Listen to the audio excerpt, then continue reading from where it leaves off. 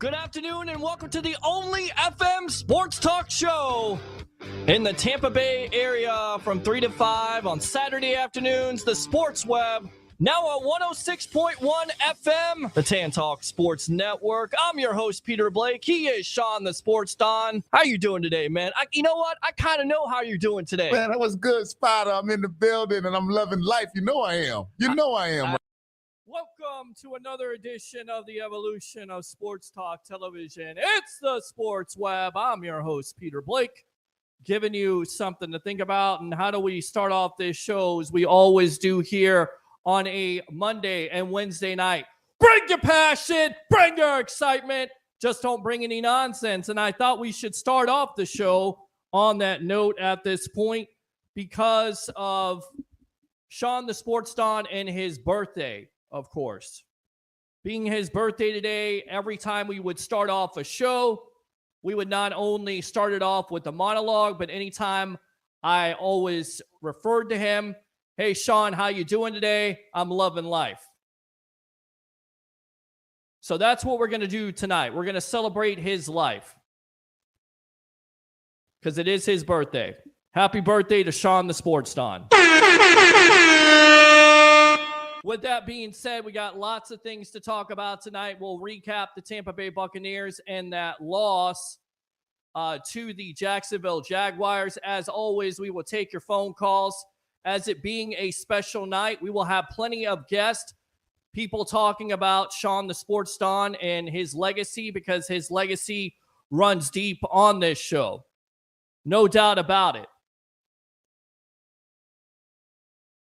He is one of the fathers who created this show.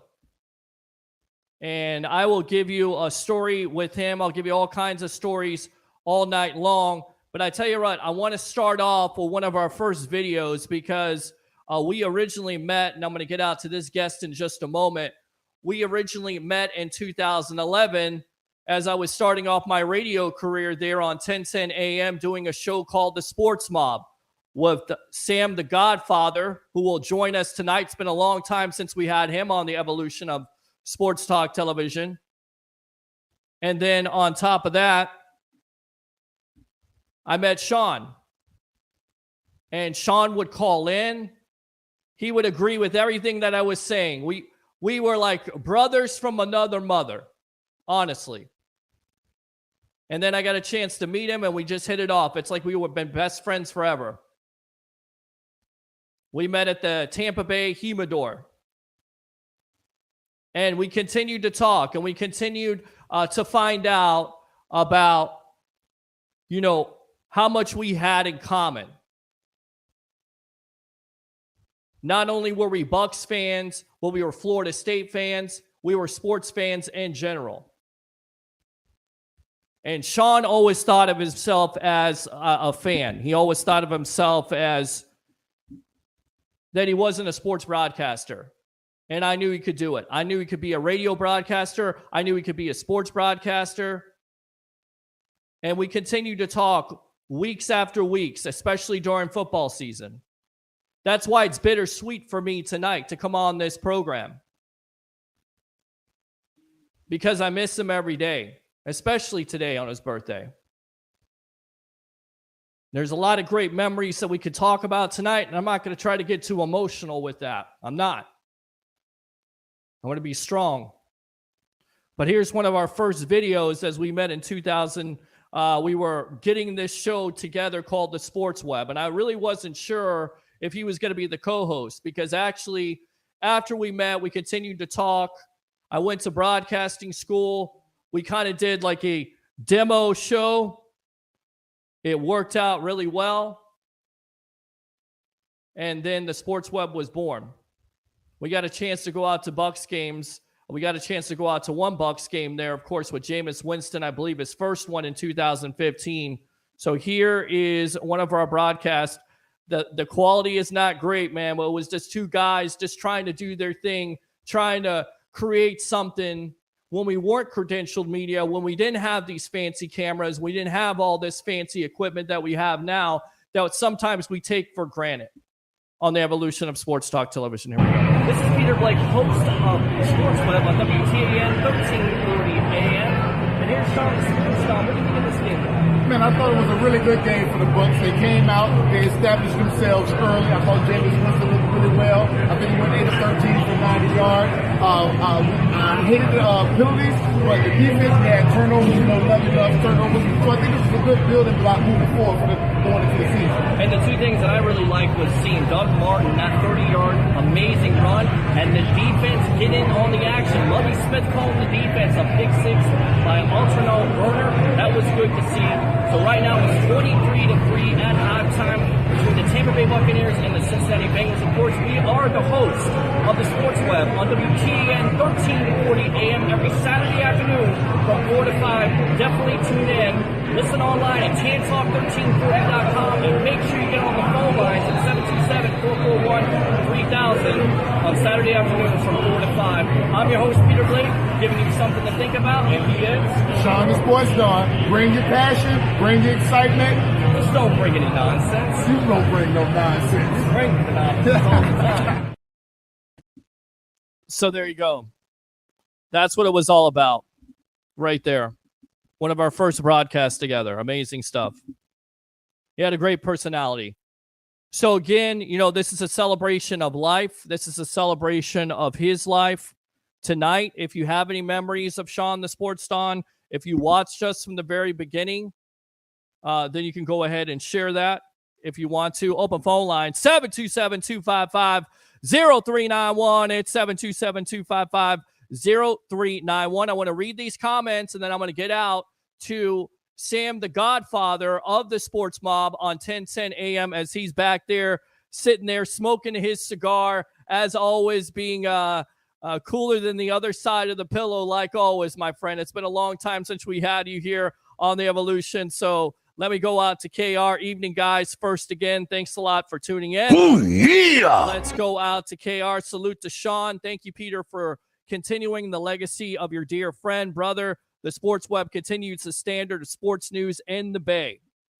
And once again, I will say this. If not for Sean the Sports Don, we're not going out to tailgates. If not for Sean the Sports Don, we're not giving you that opportunity to call in twice, because those were his ideas. They weren't all mine. I'm not going to take responsibility for all that. This was a collective unit. This was Sean the Sports Don. This was yours truly, along with my father, Rich from Clearwater, who also passed away. And we all came together one night because we were on a 1,000-watt radio station, and we were trying to get people to watch this show. We were trying to get people to call in. We were trying to get people to engage and interact. So if not for him and some of the things that he did and we do now, you wouldn't have what the Sports Web is today. You wouldn't. So thank you very much, KR. Appreciate you as always. Number block 1.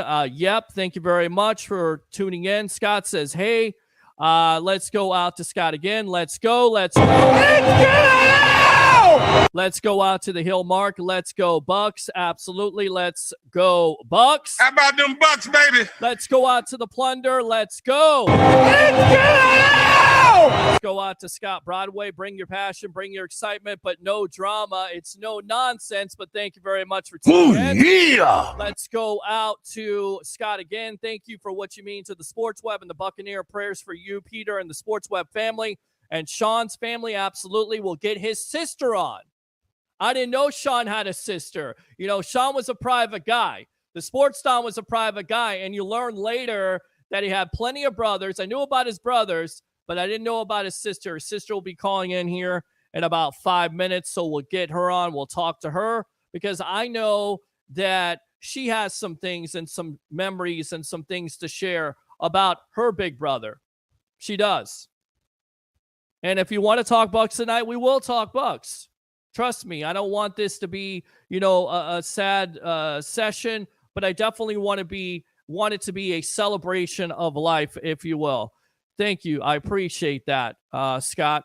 Salute to Sean. Absolutely. Oh, yeah. Let me go out to Sarah Yo-Yo, sending prayers to you and your family. Go Bucs. Absolutely go Bucs. Let's go.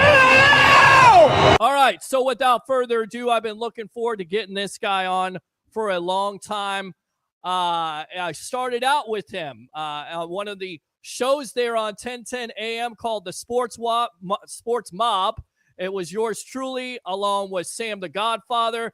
And I know a name out there that you might know from ESPN, Jenna Lane. But let me go out to the Godfather right there.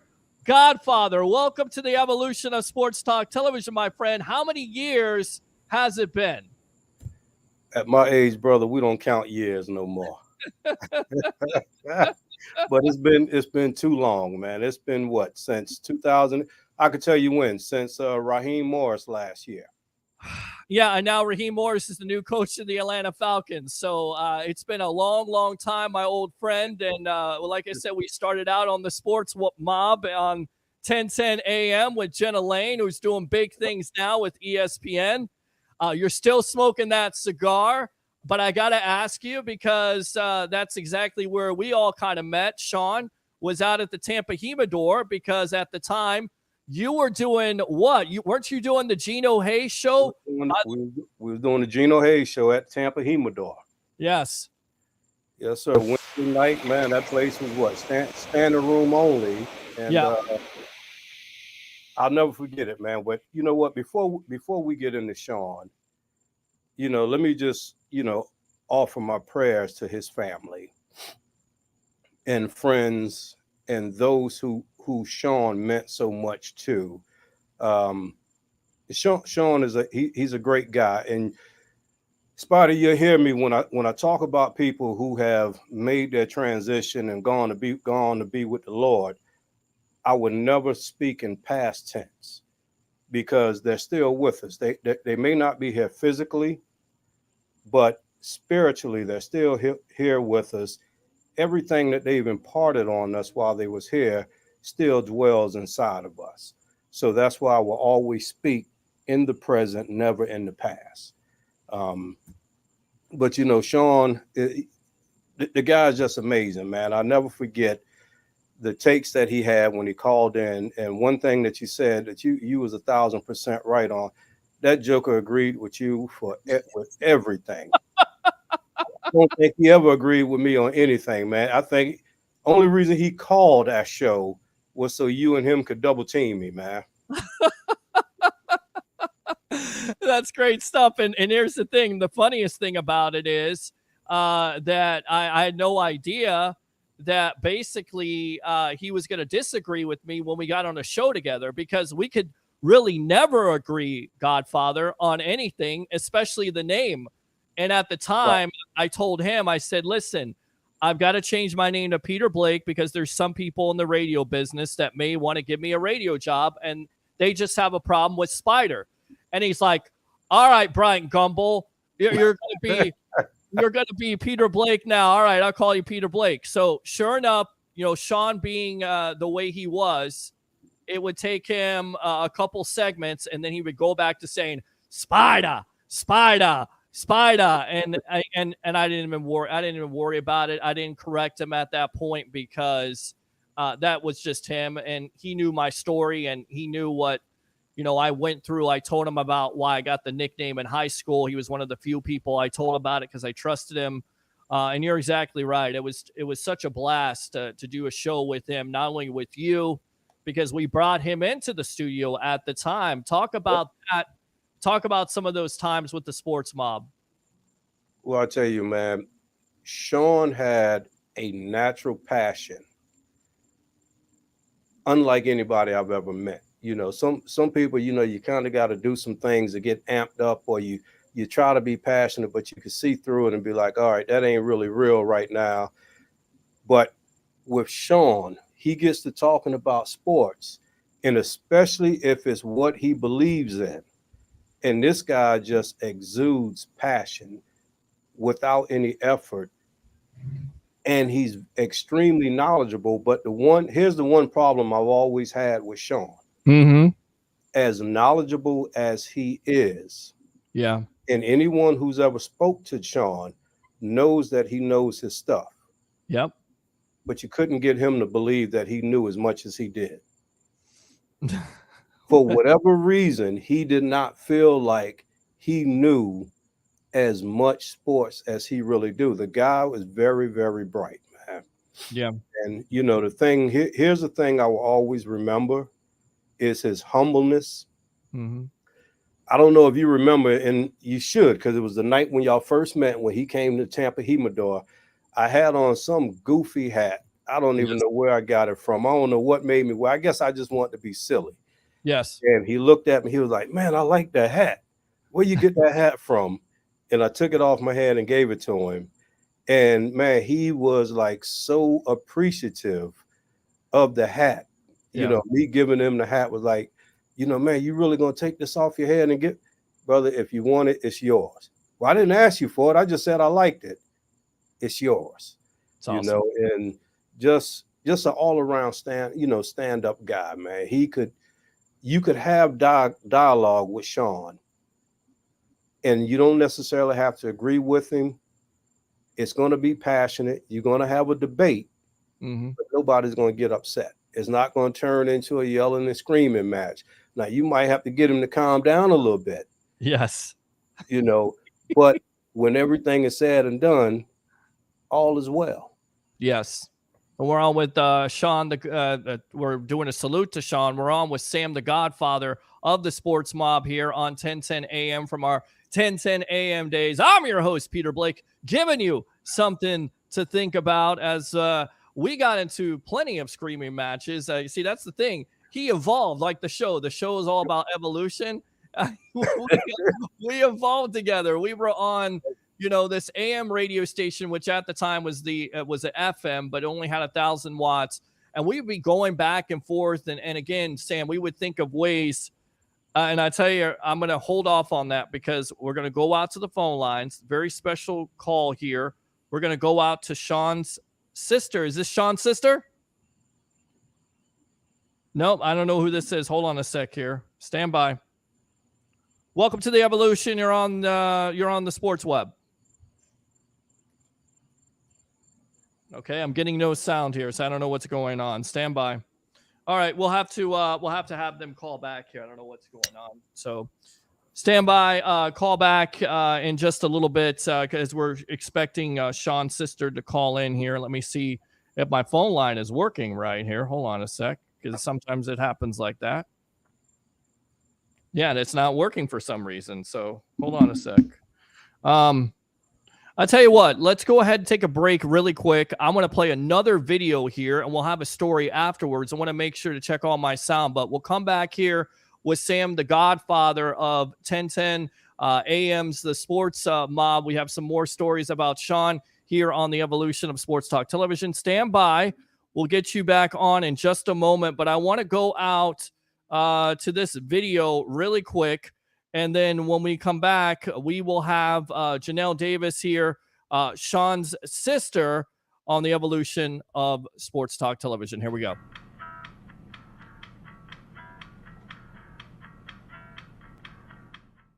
Welcome to another edition of the Sports Web. I'm Peter Blake, along with Sean, the Sports Don. Thanks a lot for checking in. So the Tampa Bay Buccaneers miss out on a golden opportunity to get a win at home as they fall to the Oakland Raiders 30-24. I'll give you 3 reasons why this happened on Sunday. Actually, we'll both give you 3 reasons why this happened on Sunday. My number 1 reason would be the secondary. In fact, check out these numbers. Derek Carr, 40 for 59, 513 yards, and 4 touchdowns. And to me, it looked like the secondary today was completely overmatched. In fact, the Oakland wide receivers were running free all day long. I'll also put this out there. I think Vernon Hargreaves probably had his worst game of his young NFL career because Amari Cooper went off 12 catches for 173 yards and a touchdown. The secondary really looked like they were overmatched today versus this high, potent Raider offense. What was your point? Well, I don't want to just put it all on the secondary. I want to say the whole defense as a whole stunk today. That's just the bottom line. You can't give up 500 yards of passing, 128 yards of rushing, and think that it's just the secondary. In order for the secondary to, play well at times, you have to get a pass rush. We didn't do that. We knew we had to do that going into this game. This is a potent offense, like you said. So I don't want to say that, the Bucs didn't have their work cut out for them, because they actually did. But I thought they would put up a better performance today. So I'm going to say the defense as a whole. We got to be able to stop the team team, when you up 7 points and you have 3 minutes to go in the game, you have to end that game. You know, the Bucs, great defense of old, they used to do that. We didn't do that today. Disappointing. No, I didn't get pressure on the quarterback once again, which leads me to my second point. I think one of the most disappointing things about this loss was the fact that the Buccaneers will probably look back on this loss and say that the Oakland Raiders were trying to give them this game because they had 23 penalties for 200 yards. But when it came down to it, the Buccaneers probably had the most critical penalty of the game. The Raiders are driving for a tying touchdown. It's 4th and 3. They pick up a holding penalty, and the Raiders have new life. And, of course, they take advantage and tie the game up, and we go into overtime. So, again, this is an opportunity to win at home. You have to take advantage of those opportunities. And, once again, it's a penalty at a critical time that cost this team. Well, you're talking about penalties, but I just want to talk about taking advantage of your opportunities when they present themselves, taking advantage of the mistakes the other team commits. We had this team, again, committed 24 penalties the Bucs did not take advantage of. In the overtime, they had a drive where they committed 3 penalties on their own side of the field, which pushed them out of field goal range. Janikowski missed that field goal. So missed 2 field goals. He missed 2 field goals. And again, we did not take advantage of it. I think the Bucs will look back at this game if they missed the playoff, let's say by 1 game, and kick themselves for not taking advantage of it. Because good teams, they take advantage when another team commits 24 penalties. That's disappointing. It was disappointing. And I'll tell you another thing that was disappointing, which leads me to my third point. Jameis Winston, 16 for 32, 182 yards, no turnovers, 2 touchdowns. But today he looked ineffective. He looked like he missed a lot of deep throws, and this was one of those points coming into the season that he had to improve on. Last year he wasn't very good with his completion percentage deep. If you're going to throw deep, you're going to have to make some of those throws, and he didn't today. And in saying that, I think the wide receivers really didn't play a good game. You didn't have Russell Shepard. He had a touchdown, but he really didn't have any big yards. You didn't really see those performances like you saw last week from Mike Evans. So these wide receivers today were overmatched, and that's disappointing because if you look at this game, the Raiders coming in were not highly ranked as a defense, especially against the pass. So Jameis Winston has to be better. These wide receivers have to be better. And like Winston said in his press conference, he wasn't precise, and Dirk Cutter said it best, they didn't do enough consistently to move the ball. No, they didn't. And my third key is, you know what? I'm going to leave it up to you fans. You know where to find us. Every Saturday, 3 to 5, Sports Web, Tan Talk Radio. You tell me what you want us to say for my third pick. I got you. I'm with you. But I'm just tired of talking about these Bucs right now because I've been here all day. I'm hungry. I'm tired. I want my bed. Whoa. Calm down. I'm tired. I want my bed. I'm out.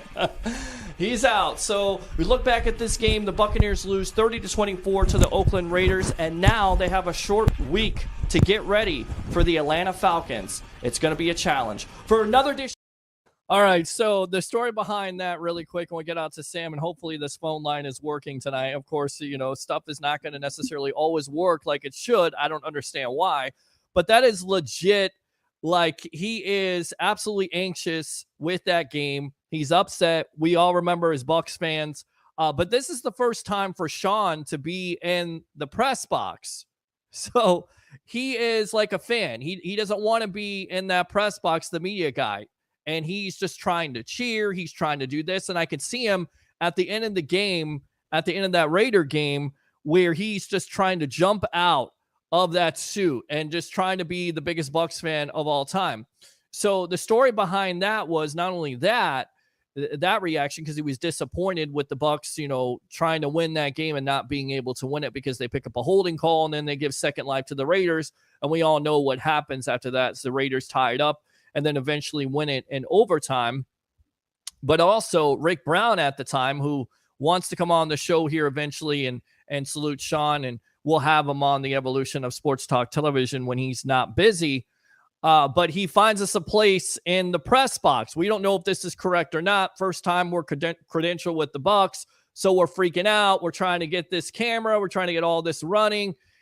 We did a couple takes. You could tell that he was upset about not only the game, but the takes. He really was hungry, so I had to calm him down, Sam, and you could see, you could hear he's pulling off the mic. He's pulling off everything.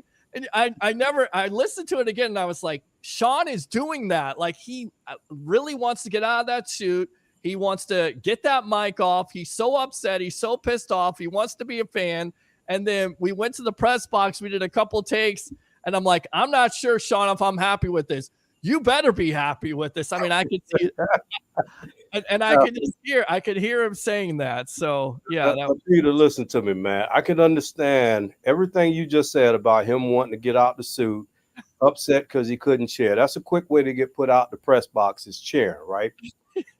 But how can he be in the press box and be hungry? At $1 place, they feed you well. Yes. And they feed you all game long. So how was the brother hungry? I have no idea. I tell you right now, I want to go out to this guy because this is the new co-host, the new evolution. If you know the sports web, if you've watched it over the years here, the new generation, not only Tampa Bay Ray Kennedy, but Harry the Greek. But I got to get this guy on here. Best of the Bay, Tampa Bay Ray Kennedy. Mr. Kennedy! All right, best of the Bay right there. Tampa Bay Ray Kennedy on with the Godfather himself, Sam, the Godfather from my days with the Sports Mob and Jenna Lane on 1010 AM. Welcome to the evolution of Sports Talk Television here on Sean's birthday. A salute to him.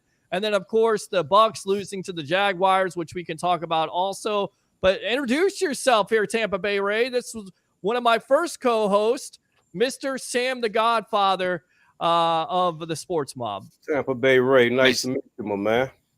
Brother Sam, nice to meet you too. And talking about Sean, the one time I got to do the radio show with you there, Peter, it was a Saturday, and I brought the kids up there, and you put Sean and I over in the studio. Of course, you're driving, in the big boy seat, driving the whole thing. But I think that anyone who knew Sean or ever listened to not only the passion with which he talked about sports and the surety of it, but the way it flowed, the way he just talked, and it all came out and it all made sense. And I was blown away as I'm sitting there doing. That's the first time I think Peter, you and I actually even worked together, and it was, of course, you and Sean of Sports Don doing that show there on Saturdays. The only the best sports show on FM radio in all Tampa Bay on a Saturday. Well, it was the only FM sports talk show, and we used to brag about that because it was true. At that point, it was 3 o'clock. We actually started out the show 4 o'clock. This is another memory for you guys. We started out, it was a couple weeks before the draft. I believe it was the week of the draft. We were excited about Jameis Winston being the number 1 overall pick. We knew that he was going to be the number 1 overall pick. So here's how this works out. I thought I got clearance from my bosses to do a sports talk show.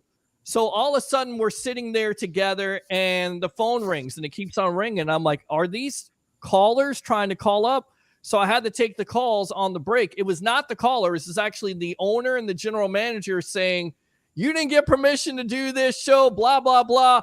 And I'm looking at Sean. I'm like, Sean, we ain't killing this show right now. We're doing this. All right. We're doing it. And from that point on, and you can listen to his evolution from the first show on after that, he was comfortable.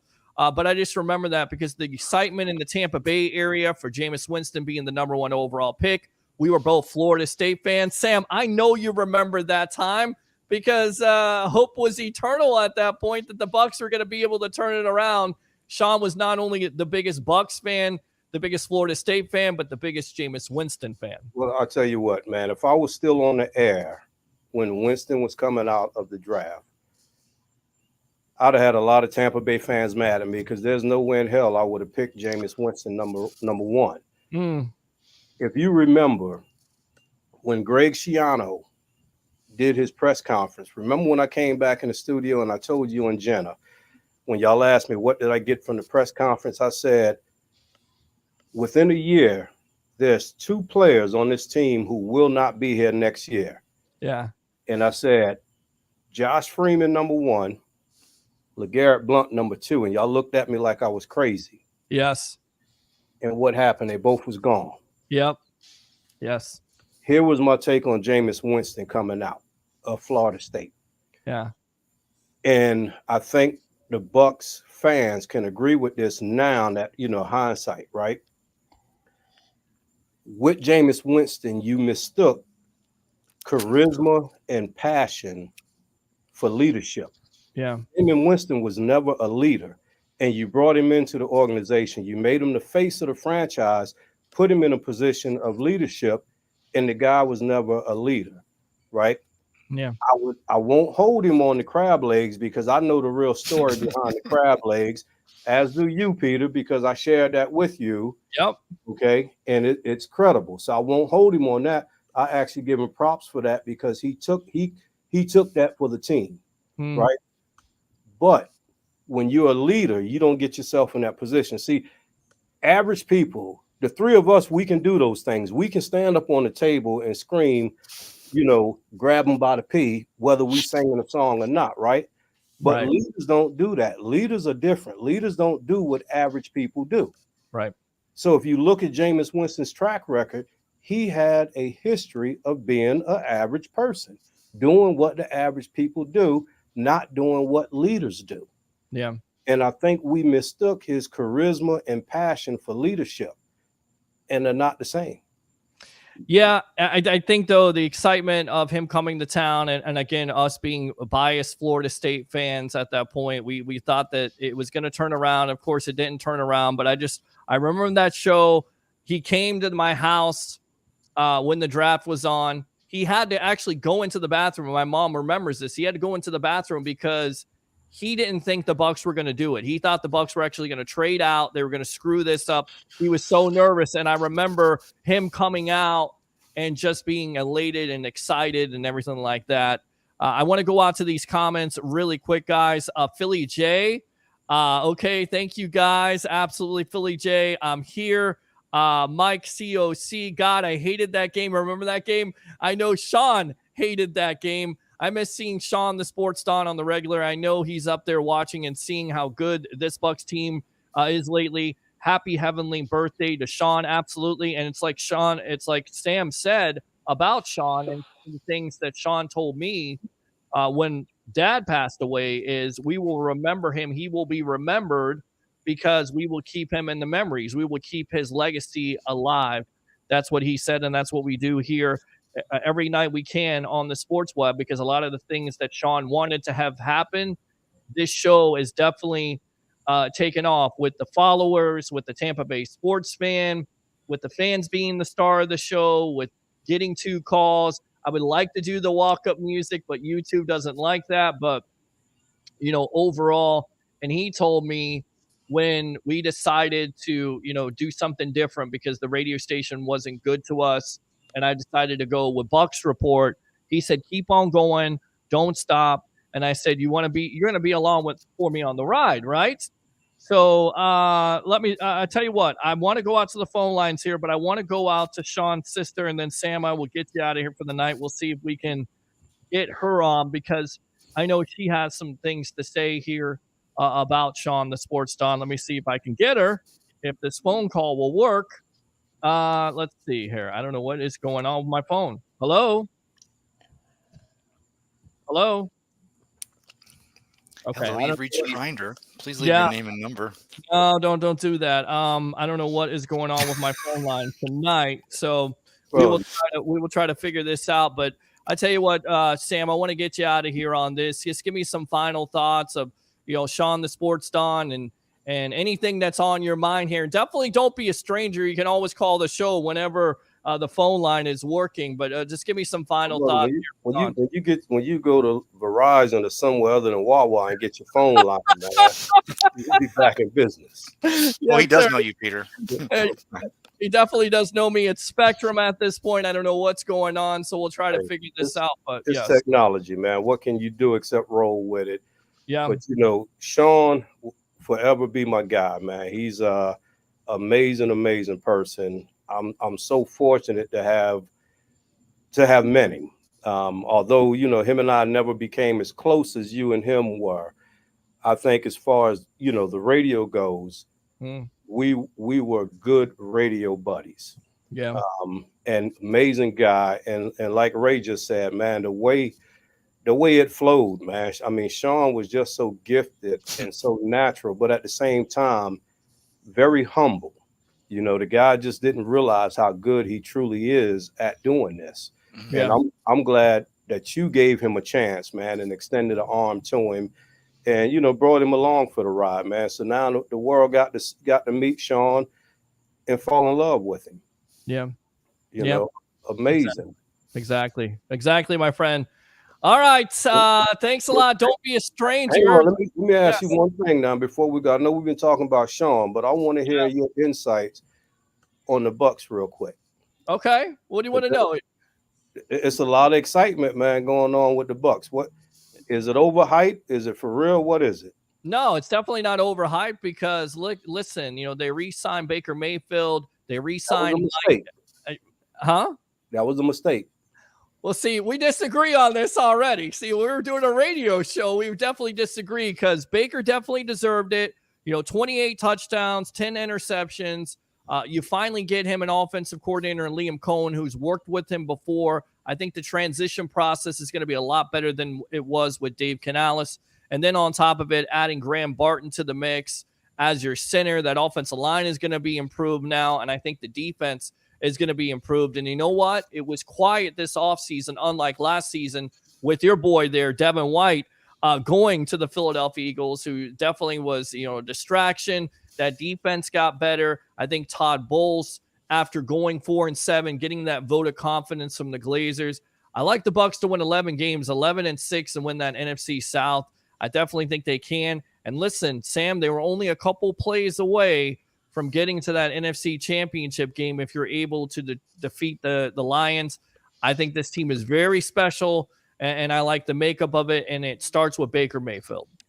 Well, here's my thing with Baker, right? And this is why I say the Bucs made a mistake in re-signing Baker. Mm-hmm. I'm a Baker Mayfield guy. Okay. Right? I love Baker Mayfield. But I wouldn't have re-signed. I would have re-signed Baker Mayfield at a 1-year deal. Okay. Now I want you to think about something. Sure. Oklahoma, when Baker Mayfield came to the University of Oklahoma, he was not scholarship. He was a walk-on. Yeah. Had nothing to prove, nothing to lose. Yeah. Came out, played with no pressure, balled out, had an amazing college career. Gets drafted number 1 by Cleveland, becomes the face of the franchise. Mm-hmm. And what happens there? He succumbed to the pressure of being the number 1 guy. Yeah. Right? Bounced around a little bit. Yeah. Comes to the Bucs again, basically as a walk-on. I'm on a 1-year deal, dude. Screw it up and you're gone. Get it right. Yeah, you here. Correct. No pressure. Yeah. Has the best season of his NFL career. So why mess up a good thing, putting that pressure back on him? Well, listen, I think he's going to have a chip on his shoulder. I still think national media doesn't give him the respect. You're exactly right. What they say about Mayfield is he can't stay healthy consistently. He's not going to be able to have a good year consistently, and that still remains to be seen. But I think the Bucs have set him up to have another good year with the likes of Mike Evans, Chris Godwin, and an improved offensive line. And once again, a focus on the run game to take the pressure off of Mayfield. I think that's a big time key. Can I ask the Godfather a question? Sure, yes, go for it. Yes. Kirk Cousins to Atlanta. He's not Tom Brady. I mean, he's a veteran. The guy went into Washington, and after Robert Griffin got injured, he was the one that was, drafted over one overall, stood up, got the big contract in Minnesota. Did him going to Miami? Kyle Pitts, Bijan Robinson, Drake London, the defense now that Raheem Morris now is the coach. Just getting Kirk Cousins, did that give Atlanta the over-the-top edge to win the South this year? Or do you think it at least takes them a season or two to kind of click and get to know each other? Or are they going to hit the ground running in 2024, the Falcons? Well, to me, it's 2 answers to that question, right? Number 1, we really don't know because we've yet to see someone Kirk Cousins' age come back from the injury that he suffered, right? Good point. Yes, sir. But now let's just say Kirk Cousins does come back and he's 80% of what he was. Here's the one thing about Kirk Cousins. Kirk Cousins will always get you 10 to 11 wins a season. He just won't get you deep in the playoffs. Oh. And see, people was up in arms when they drafted Penix. Why would you draft Penix and you got Kirk Cousins? Well, because of what I just stated, right? Kirk Cousins is going to get you 10 to 11 wins, which means when's the next time you're going to be picking in the top 10 if Kirk Cousins stays true to form. So if you think Penix you get him now because with Kurt, you don't have a chance of getting another stud coming out. Kurt will get you to the playoffs. He just ain't going to get you nowhere when you get in the playoffs. Okay. All right. Good. Well, yeah. Listen, that's why he's the Godfather. He that's is. Why we did a show together called The Sports Mob, which will definitely live in history there, which some good history there, some good memories, my friend. I'm going to leave you with this, man. Since the last time you and I was on air together, right? I've won two out of 3 national championships. Go Dogs! Go Dogs! Yes, let me give you the horn on that. And we coming back this year to reclaim what's ours. Right. And the Eagles have won 1 out of 2 Super Bowls. That's true, but there's also a truth to that too. The Bucs won a Super Bowl. They did, and the Bucs disposed of your team. And the Bucs screwed me last year. Let me tell you something. I was begging for a Buccaneer win in the playoffs last year. Right. Anybody that knew me knew I told them I want the Bucs to win. Right. Beat Philly so we can get Timmy Toughnuts off the sidelines. Oh, that didn't work. They doubled down on him, didn't they? Yes, the guy is still there. I know. The one time I root for the Bucs and they can't get the job done. Is someone singing the national anthem? I'm so sorry about that. Godfather, it's been a pleasure as always, man. Don't be a stranger here on the Evolution. And keep on watching, good show, man. Peter, I'm proud of you, man. And one last thing, brother. We've been long overdue for this, man. I owe you a huge apology. We had some times when we was together. I made some mistakes that looking back, I wish I had handled things a lot differently. But brother, when I tell you I'm proud of you and what you're doing and the fact that you have never given up, that would be an understatement, man. So I salute you. Keep going, man.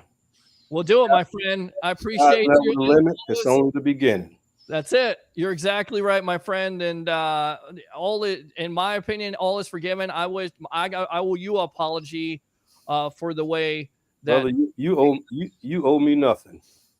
I appreciate it, man.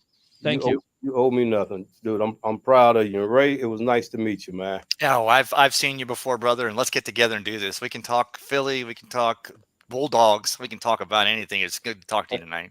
Man, we could talk about anything, man. It's the Gators. I'm just kidding. We can talk about the Gators. Hey, I'm Peter's Seminoles and your Dogs. I'm in the middle there. Did you say Seminoles? There you go. And I got the phone line working, by the way. I'm not a Gator hater, man. They're my rivals, but you know what? I'm here in Florida. Majority of my friends are Gator fans. Every year we have a huge Georgia-Florida game at the house, and I'm the only one that's a Gator. That's a Georgia fan. Yeah. Own it and love it. Kirby Smart, one of the best, if not the best coaches in all of college football. We can talk about other great coaches. Anyway. Absolutely. All right. Mr. Godfather, thanks a lot for coming on the Evolution of Sports. Thanks for having me, man. Yes, sir. We'll see you soon. All right. Good stuff there. Good stuff from that guy, man. And I haven't seen him or done radio with him or done television with him for a long time. But listen, if not for Sam, we don't do the Sports Mob. I don't meet Sean. And I'm not able to meet Jenna Lane. And I'm not able to do some great radio. We did a draft show together. We had the late great Steve White on there from the press box. I mean, there's a lot of great memories there on the sports web and on the sports mob. So we're definitely an extension. All right. Phone lines are working. Thank God. I don't know what is going on, but that just happens sometimes. So I want to go out to Sean, the Sports Don's sister, Janelle here. Because she has some. I'm going to call her up. I know she's in the chat right now. I see you, Philly J. But That's me. Yeah, but listen, we had to get you on. Welcome to the Evolution of Sports Talk Television. Because I had no idea at the time, and I told you this about a year ago. We met a year ago. I had no idea Sean had a sister. Sean always told me about brothers, but he never told me that he had a sister. I met you. We headed off. I loved meeting you and your family and everybody else and just sharing all kinds of memories. And, we do this every year on his birthday because, like I said, and like Sam said, It's a legacy that will live on. We'll continue to honor your brother's memory and your family because he was a big part of what the Sports Web is going to be, is, and is going to be in the future. So welcome to the evolution. And I know it's been a hard day for you, but we're trying to celebrate his life. So give me some memories of Sean the Sports Don that maybe some people don't know about him on the Sports Web. Well, thank you guys for celebrating my brother. Yeah. All the kind words are beautiful. They're making me smile and cry all at the same time. Yeah. I have a lot of memories. I had 3 brothers. Me and Sean were the last 2 of the bunch. I was the baby. Sean used to chase me around the house with bugs and run me out of the house. But we were really close. Sean would play with me. The little things as far as getting on the ground and doing things, we would take turns. Okay, I'll play with your cars. And if I play with your cars, then you got to play Barbie dolls with me. He was so humble and so sweet and so giving. And I'm so glad that he got a chance to share that with all of you guys. So I appreciate you. Yeah, his sports knowledge. And like I said, I always tell that story about him being in the press box and just losing his mind at that point. And I'm saying, Sean, you got to calm down here. He's like, Spider, I can't do it. I can't do it. The Bucs lose this game. They win it. I can't do it. Because, when you're in the press box, you have to have some decorum, if you will. You have to be professional. Yes. And I said, listen, you can't be cheering. I know you want to cheer because you're a big-time Bucs fan. And he was a huge Bucs fan, no matter if it was preseason or what it was. Yes. So every year when it comes up, I miss him. Yeah, I know he passed away, last year, but it's hard to believe because every time it comes up, every year that football season is here, I'm looking to call him, I'm looking to text him and talk football because that's what he always wanted to do. That's what he did on the Sports Web. And that's what we try to do predominantly every night with people still complaining. You talk too much about the Bucs. We don't talk enough about the Bucs. With Sean, it was always Bucs. And also your brother, you know this all too well. He was a big-time Rays fan too. Yes. He loved baseball. Definitely loved baseball. So, yeah. So how's everything going with you? Seriously. Everything's going well. This day has been a little blue, but my children, they keeping my spirits up and hearing the nice things that you gentlemen are saying. It really helps. Yeah. It really helps. I have great memories and I miss them, but this helps. Yeah. So I appreciate you doing this, Peter. Thank you so much. And we're going to get together and have some wings. Because we're always about the wings. Now, I want to ask you, because one of his things he used to say, and I don't know why he said it. I can understand it because I overcook everything. I always tell everybody, the Florida afternoon is like a Saturday night in my kitchen. Everything burns. Air fryers save lives. This guy used to say all the time, you're overcooking the grits, Spider. What is that from? Did he overcook some grits? Because I talked to your dad. Your dad sounds just like him. The voice is just ridiculous. I thought it was Sean. Did the parents overcook the grits? Did he overcook the grits? I mean, where did he get that from? Another thing that Sean was good at was quoting movies. Okay. Quotes from movies. So I think he got that from Martin's movie, Big Mama's House. Was that what it was? See, I didn't even think about that. I did not even think about that. I want to bring on our guy here, Mr. Tampa Bay Ray Kennedy, best of the Bay here, and then and we'll go out to Leo Haggerty in just a moment here, Janelle.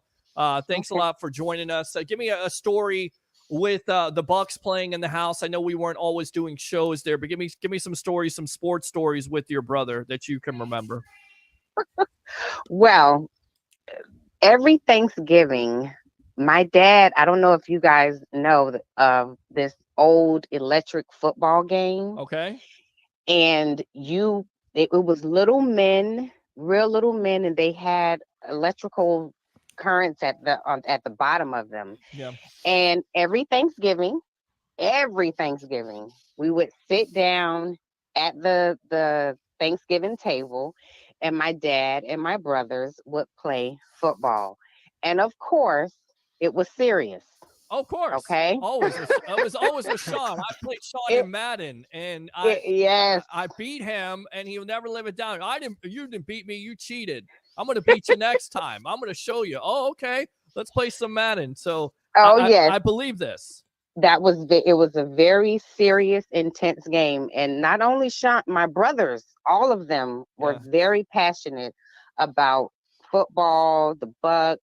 So that game on Thanksgiving, me and my mom had to come in and regulate. Like, okay, guys, calm down. It's just an electric football game. But those memories of my dad and my brothers playing that game every Thanksgiving, it's great. Well, let me ask you then, because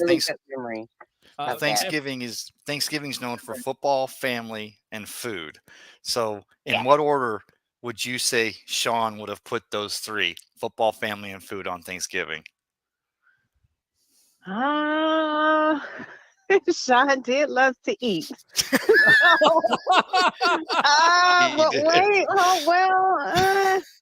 yeah, I would probably say football and food. Yeah.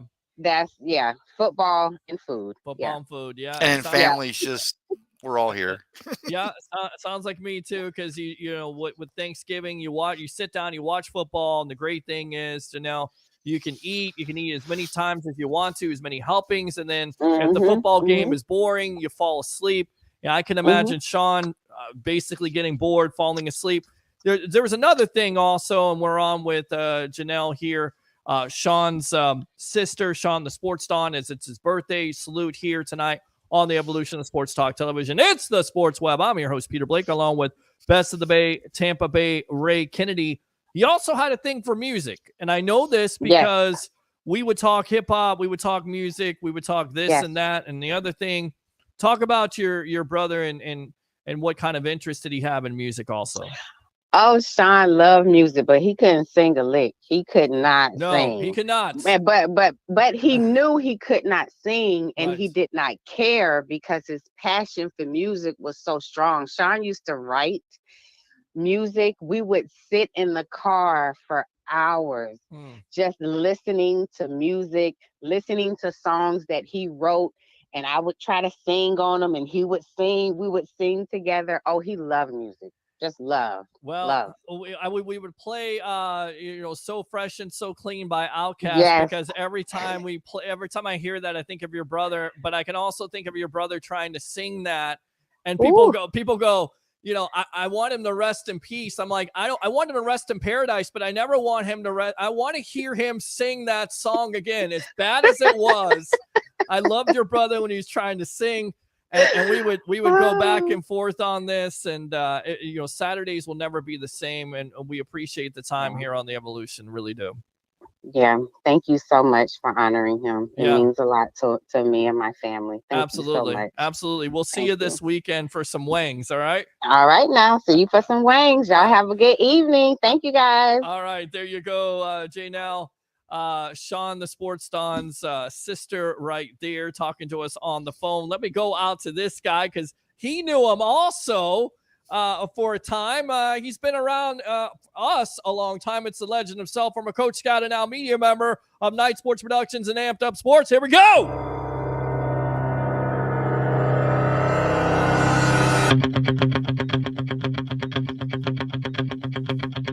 Let's go out to him. Leo Haggerty, I know you have some great stories. In fact, we did some remotes together out at Average Joe's in Clearwater.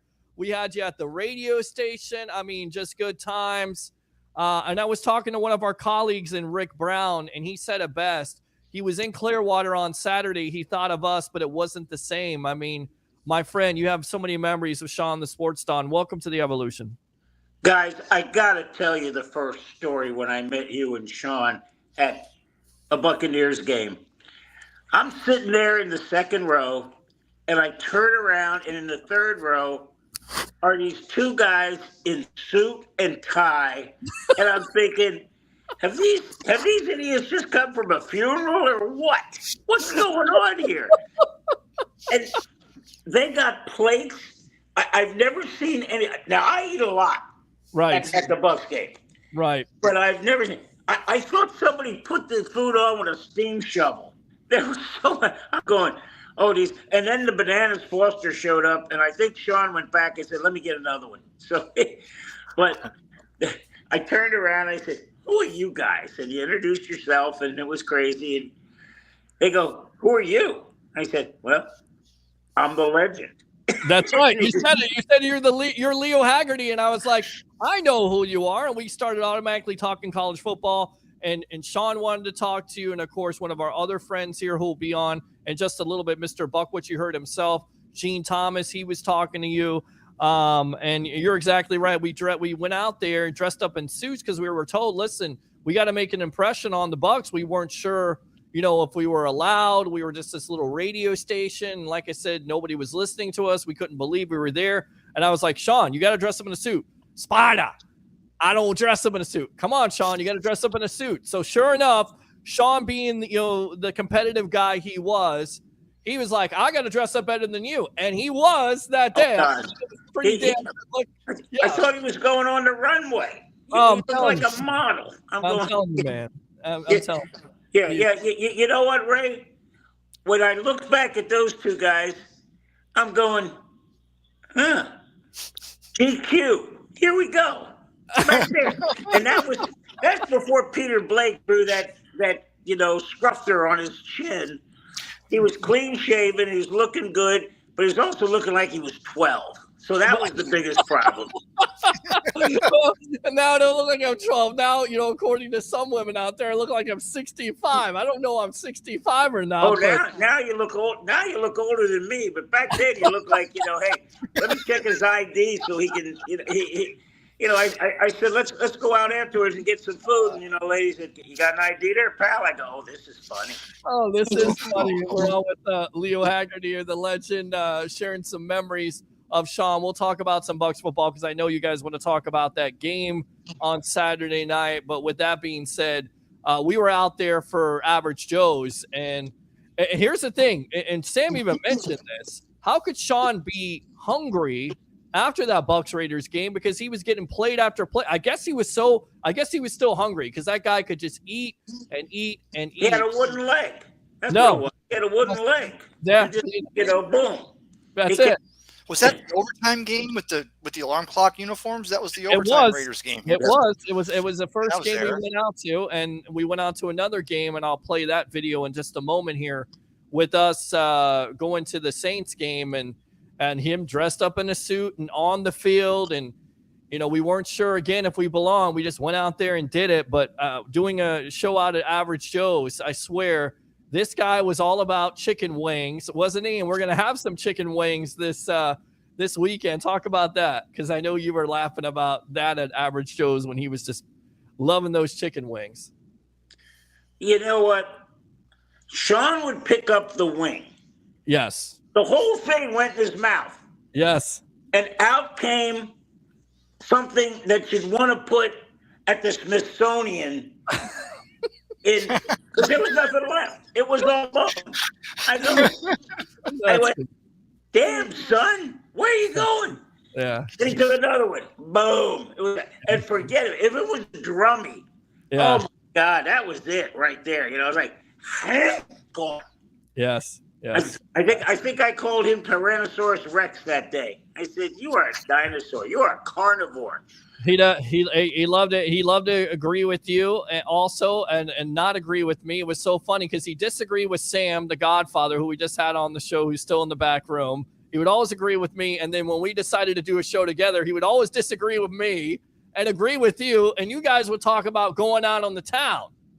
And we never got a chance to do that. I wish we did. I mean, we did our remotes, but I wish we got a chance to go out in the town. And he was always talking about how you, me, we'd all meet up and do something fun. And it never got a chance to happen because we were so busy and everything like that. Well, it would have been great, Peter.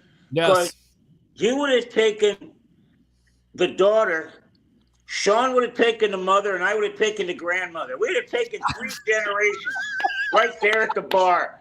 I mean, I can remember my kids in school saying, "Coach, did you ever want to date one of your students?" I said, "No, I want to date their grandmother." I mean, That's come on. How old do you think I am? Oh, you're only 35 or 40. I said, try 60. Wow. He said, wow. I said, yeah. I can remember when I did the TV show with Roxanne Wilder back when it was Catch 47. Remember those days, guys? Yes. Back before it was Spectrum and all that. And I'm sitting there in homeroom, and we were done the Pledge of Allegiance, all the announcements I put on Sports Center for him. And here comes the commercial. And there's Roxanne and I in the commercial. And the kids look at the TV. They turn around, look at me. Look at the TV. Turn around, look at me. And they look at me. I said, yeah, that's me, guys. Trust me. It's me. Yeah. So they go, oh, she likes you. And I said, oh, no, she loves me. Let's get that. And they, oh, Coach, look at you. I said, nah. That's why he's the legend, guys, here on the Evolution. Like Saturday night. Let's talk. Oh, my bad. Let's talk about the Tampa Bay Buccaneers on Saturday night. Some things I got out of it. Again, second and third stringers. Not a great offensive effort. Not much at all. I mean, we talked about it off air. You know, the momentum preseason really doesn't matter. But some of the things that I kind of circled on there, Jose Ramirez with 3 sacks. And then once again, Chase McLaughlin missing kicks. First and foremost, talk about Ramirez, because before the end of the game, or before the game, you got the report that the Bucs and Randy Gregory agreed to go their separate ways, and officially he's done with the Tampa Bay Buccaneers. So Ramirez stepping up in that spot there with the 3 sacks. Did you like what you saw on Saturday night? And then the kicking situation, should there be some big-time concern here, Leo?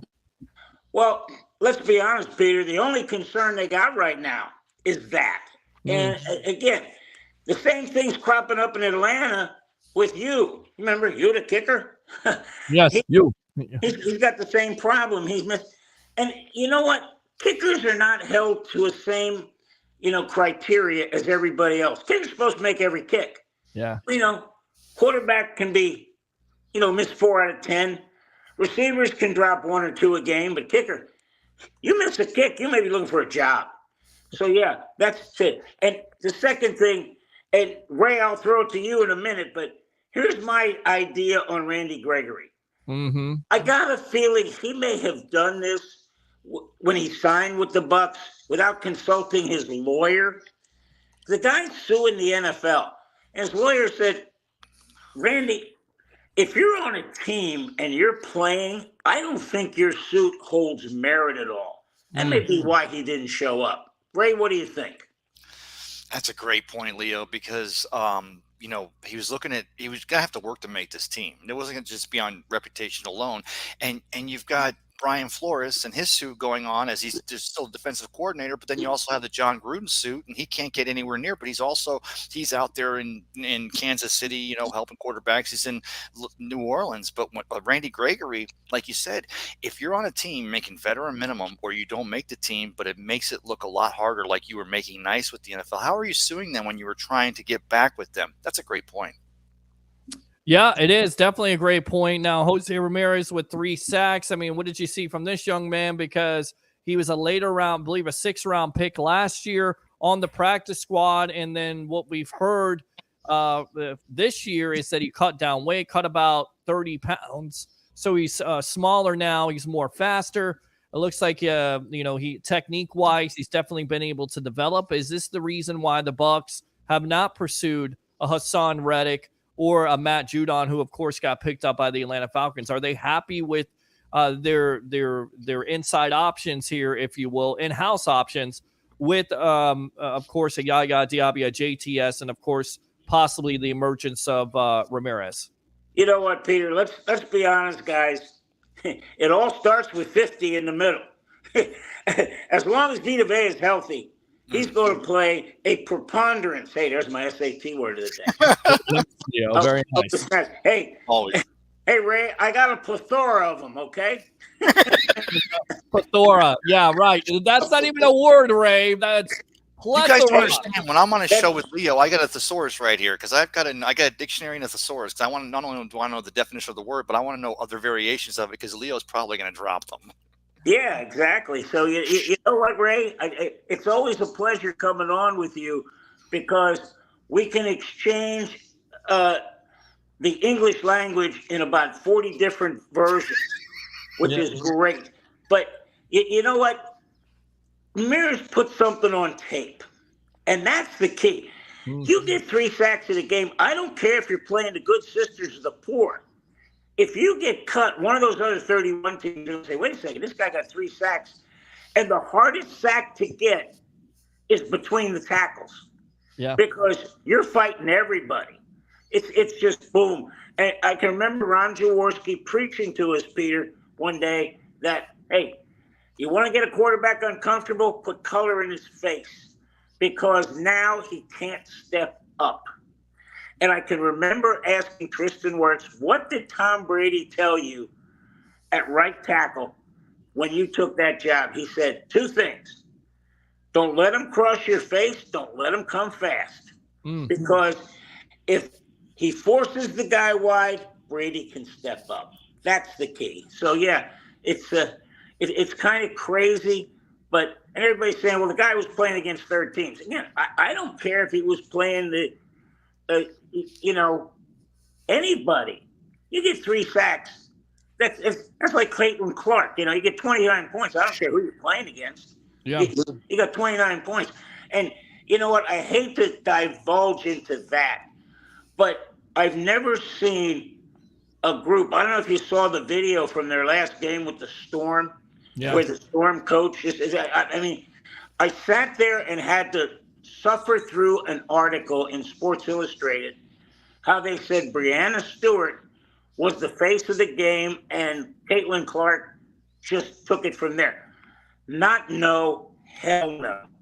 Right. Nobody playing has the effect that Caitlin Clark has. Because look at the fever. All the fever are going is cha-ching, cha-ching. They have sold 100% of their seats for the entire season. No other WNBA. They're praying that Indiana comes to play to them because they'll get 15, 17, 20,000. Right. They've got to move arenas. They don't do that when Breanna Stewart shows up. They don't do that when Asia Wilson shows up. You know why? They don't have star power.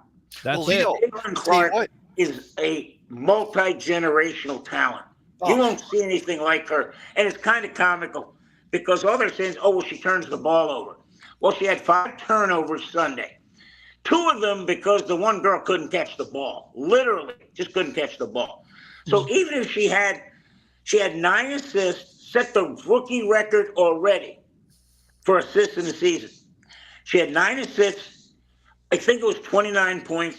So let's say those 9 assists all were 2. So she's at 47 points. The thing is, I'll tell you what. We lost Leo there, I think, to Wi-Fi issues because he was there and then he's gone. So he's not there anymore. So Leo, we'll have to get you back on here. But let me go out to you, Ray. I don't know what happened. What is going on here? Okay, there we go.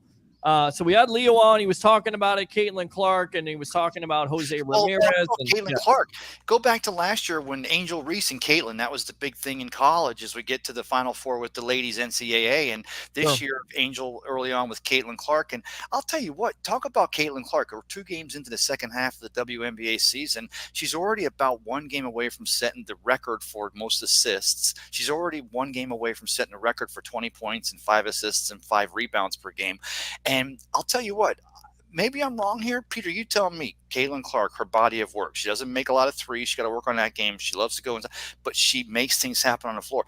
Kind of reminds you of a John Paxson, or not a Paxson, but maybe who was the point guard for the? I'm trying to remember, point guard not for the San Antonio Spurs, but for we played with Karl Malone. Who was the guard? John that played Stockton. Kind of reminds you of a John Stockton. He can make a 3. Of course, he was a better 3 shooter. She's got to work on that, but could make the points inside, love to pass the ball. And she even says herself, I like to make my teammates successful. Probably means the team's going to be successful. Her impact is, she is the it right now in women's basketball. She's the reason why they received that $1 billion deal. And I'm not saying they're not talented ladies, talented women that are playing in the WNBA, but she's the reason why attendance has gone up all over that league. Well, it's not a lie. If you give me a choice right now of going to an NBA or a WNBA game, if I can have my choice of anywhere in the country, of course, we're out of season for NBA. I'm taking the NBA because not only are these girls playing solid, fundamental type of basketball that we're used to seeing, inside, outside, move the ball around, go for the shot. They're taking threes too, but they're also working it inside. That's the kind of basketball that I love. That's the basketball you and I grew up on. But I think the point is that basketball's always been there. It's also been a physical brand of basketball, but nobody cared about 5 years ago. Nobody's cared the last couple of years until Caitlin Clark. Which makes me only say, if Kobe's looking down, Kobe Bryant, of course, we knew what he meant for the WNBA, and if Kobe, we would have lost him the way we did. He would be front and center with all of this because not only because he was the girls' dad and his girls were playing, but also because of the fact that he loved basketball. And I that's one of the things that makes my heart warmest is to realize, even though he's up above and not down here, is that Kobe was working towards this, and the league's got there, and I think they're going to continue running with the ball because at the end of the day, it's also entertainment. In WNBA, they're entertaining. They are entertaining, and especially with Caitlin Clark involved with it, and if they continue to promote her, and we'll get out to Leo back in just a moment when we get him taken care of. But I want to read some of these comments here. This is from his sister again. Seeing him in his element makes me cry and smile. I miss him so much. Such a great big brother. Ben, by the way, Dirk Cutter was the longest tenured interim head coach in the NFL history. Ha ha ha. Derek, thanks a lot for tuning in. Good evening, fellas. What's up with you? Yeah. I love his passion. Absolutely. Kind words. Thank you, guys. Appreciate that.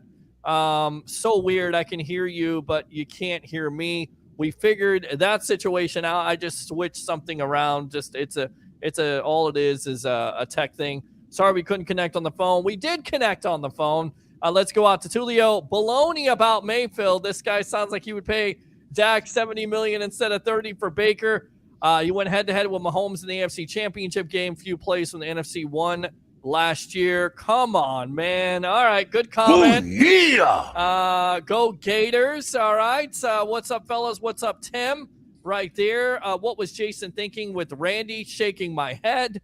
We don't overpay for players. Dominic did that, and they didn't overpay for Randy Gregory, although let me go out to – and that's from number one block there. Let's go out to Leo Haggerty. What do you make of this Randy Gregory situation?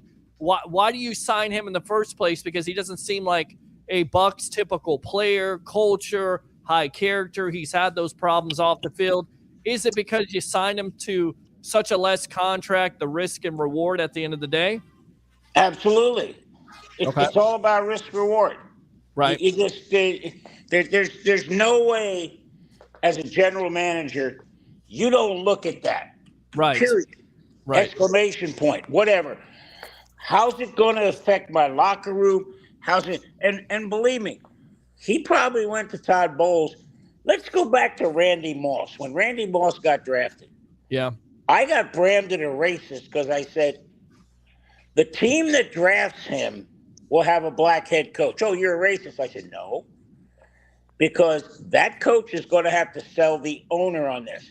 And let me tell you, he wasn't even on the board at the Buccaneers. Wasn't even on the board. Tony Dungy wasn't going to draft him. Wow. And the only reason I know is I happened to go by that board on the way to interview one of the assistant coaches, and I got a glimpse at it. They had 32 picks up on the board, and Randy Moss was not there. Wow. But you know what? He ended up in Minnesota, and who was the head coach? I'll give you a clue. Danny Green, baby. Yeah. Sorry, I couldn't help it. We let him off the hook. They are what we thought they are. Yes, we let him off the hook. Yes, you're absolutely correct about that. With that being said, is the biggest concern for you after this game and just in this early offseason, is it the pass rush, especially the outside linebacker for the Bucs? Is that your biggest concern? And do you think they address that? Or once again, is the in-house options the option that they go with, in your opinion, Leo? Well, your best reliability is your availability. Right. And that's right there. And again, Roy Cummings and I had a conversation after Saturday, as I like to call it, Saturday senior mass down at Christ the King. Okay. Because I'll tell you what, we're the young guys down there. Right? So some of those folks, I think they're throwing dirt on him in the pew. They're getting old right there. So I go to Roy. I said, Roy, I'll bet you a Cuban sandwich at Belmar Saloon that by week 4 there isn't a team that's 4-0. And he said, oh man. I said, look at the schedule. Kansas City opens on Thursday night against the Ravens. Oh, they did them no favors there. No. And the Eagles and Green Bay have to fly to Brazil. And if you look at these scheduled games, the first 4, and trust me when I tell you this, the biggest concern coaches have is that they're going to get to midway through the third quarter and into the fourth quarter, and they're in uncharted territory with their players because none of them are going to play there. If we go back to when there were 4 and sometimes 5 preseason games, I go back to when there were 7. Think how crazy that was. Oh, but too many. Way too many preseason games. Oh, way too many. But don't forget those preseason games, those barnstorming preseason games were the very reason Tampa Bay was able to show we would support a professional team and ended up getting the Buccaneers back in the day. So, there used to be a lot more preseason games because they were meeting out. They were separating the wheat from the chaff, right? And, plus, that's how those guys got in shape. They had to, sell cars. They had second jobs. They weren't making big bucks like today where you're 13 months a year getting ready for football. But I can remember back when there was 4 games, you would play your starters 1 series in the first one. Yeah. 2 series, maybe a quarter in the second one. Now the third one, you would come in and you would play the entire first half and then a series or 2 in the second half. The fourth one, you would play 3 plays. If you got a first down, you came out. Now, you can't even afford to do that. There are teams who aren't going to play their quarterback. I don't think Carolina is going to let, Young play a preseason game. The Bucs may not keep Baker Mayfield in there too long. Because, again, here's the worst part. Right. Say they put Baker in there, and on the second series, somebody misses an assignment and he gets hurt. Would you like to be Todd Bowles sitting in that media room afterwards? And those people are just clamoring. Why'd you play him? Why'd you play him? Well, I had to play him. He's got to get ready. Oh, you didn't? It was a meaningless game. See, you are between a rock and a hard place as a head coach. That's why I'm saying you're going to see teams. Can you win the Super Bowl in the first 4 games? No. Can you lose it? Yeah. Yeah. You better win 1. You go 0-4. Hey, sayonara. As Bruce Willis said, sayonara. You know what the next 2 words are. Yeah. Bye-bye. Yeah. Bye-bye. Absolutely. Yeah. You're in trouble. But Ray, what do you think of that? I'm sorry. No, I was going to say is that I haven't seen. Going back to Saturday night, Peter, you asked about was a disappointment. It was because we know that the offensive coordinator, Liam Cohen, he's purposely not showing what their offensive philosophy is going to be. He wants to be as vanilla as possible. But there were times on that sideline where they're looking at Liam. He's looking at that sheet. He's trying to send a play in, and the play goes in, and it was a no play. It was a nothing. It was a coverage sack, or it was a Kyle got rid of the ball.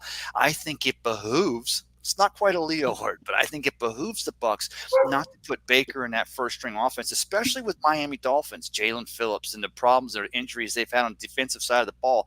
I think Miami will be quick to get their first strings out of there. I think the Buccaneers could do good.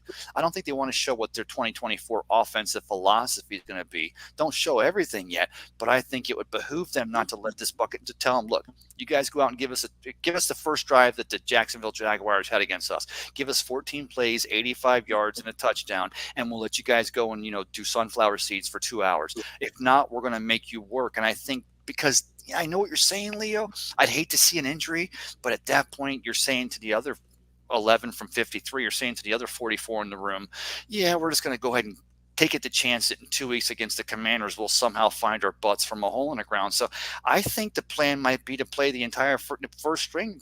You're at home. You're against a team that's had defensive injuries. Why wouldn't you let them go out there and get a little bit of chutzpah going? Because if they don't, when the Commanders come in here and Dan Quinn comes in here in 2 weeks, they may be trying to find that offense just like they were for a couple of weeks back in 2023. Leo, is that important to you? And should that be important to a lot of Bucs fans? Is at least they get a first half or a couple of series there, so you have momentum, because you do have 2 weeks until the Commanders come to town. And oh, by the way, to nobody's surprise, Jaden Daniels is going to be the starter. So is it important for this offense and this defense to get not only momentum but some confidence 2 weeks before the Commanders game on Friday? It's only important if they plan on playing them in the second half. Okay. Because that's what's missing. You want to go in, get that IV in your arm, because you probably lost anywhere 10 to 15 pounds of water weight. Get that IV in at halftime. Boom, boom, boom, come out. Play a series or two in the second half. If you don't, then why are you playing them? Because, again, Ray, I agree with you. It behooves this offense, especially the offense, because defense is always ahead of the offense. Sure. But it behooves the offense to have some sort of peripheral vision. I thought you'd like that one, guys. So very nice. Very because if you look at what the Rams do, it's all bells and whistles before the snap. They are shifting. They're in motion. They're going all over the place. They look like the Rockettes out there. We haven't seen that yet. And I agree with you, Peter. Liam is showing nothing right now.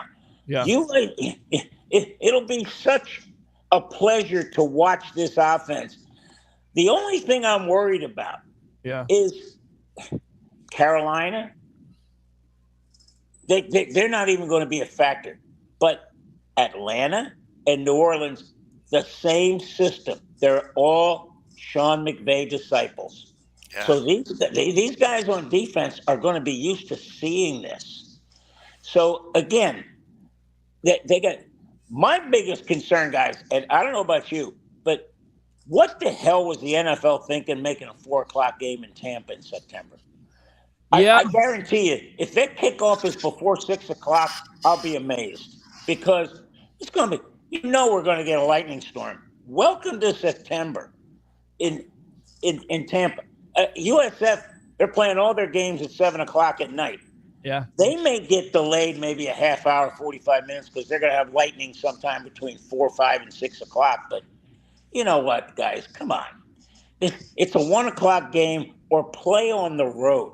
Because remember how I think it was the Denver game 2-3 years ago, like delayed 3 hours, and then the Steelers was delayed. Yes. Because you couldn't get in the parking lot. It was flooded. It was crazy. You had the Raiders game, which I believe, or actually it was the Broncos game that year, which was delayed. And there was a Rams game that was delayed with the lightning. You're exactly right. So we'll have to keep our eye to the sky. We'll get our good buddy there, Mr. Fantasy Football himself, Dennis Phillips of ABC Action News.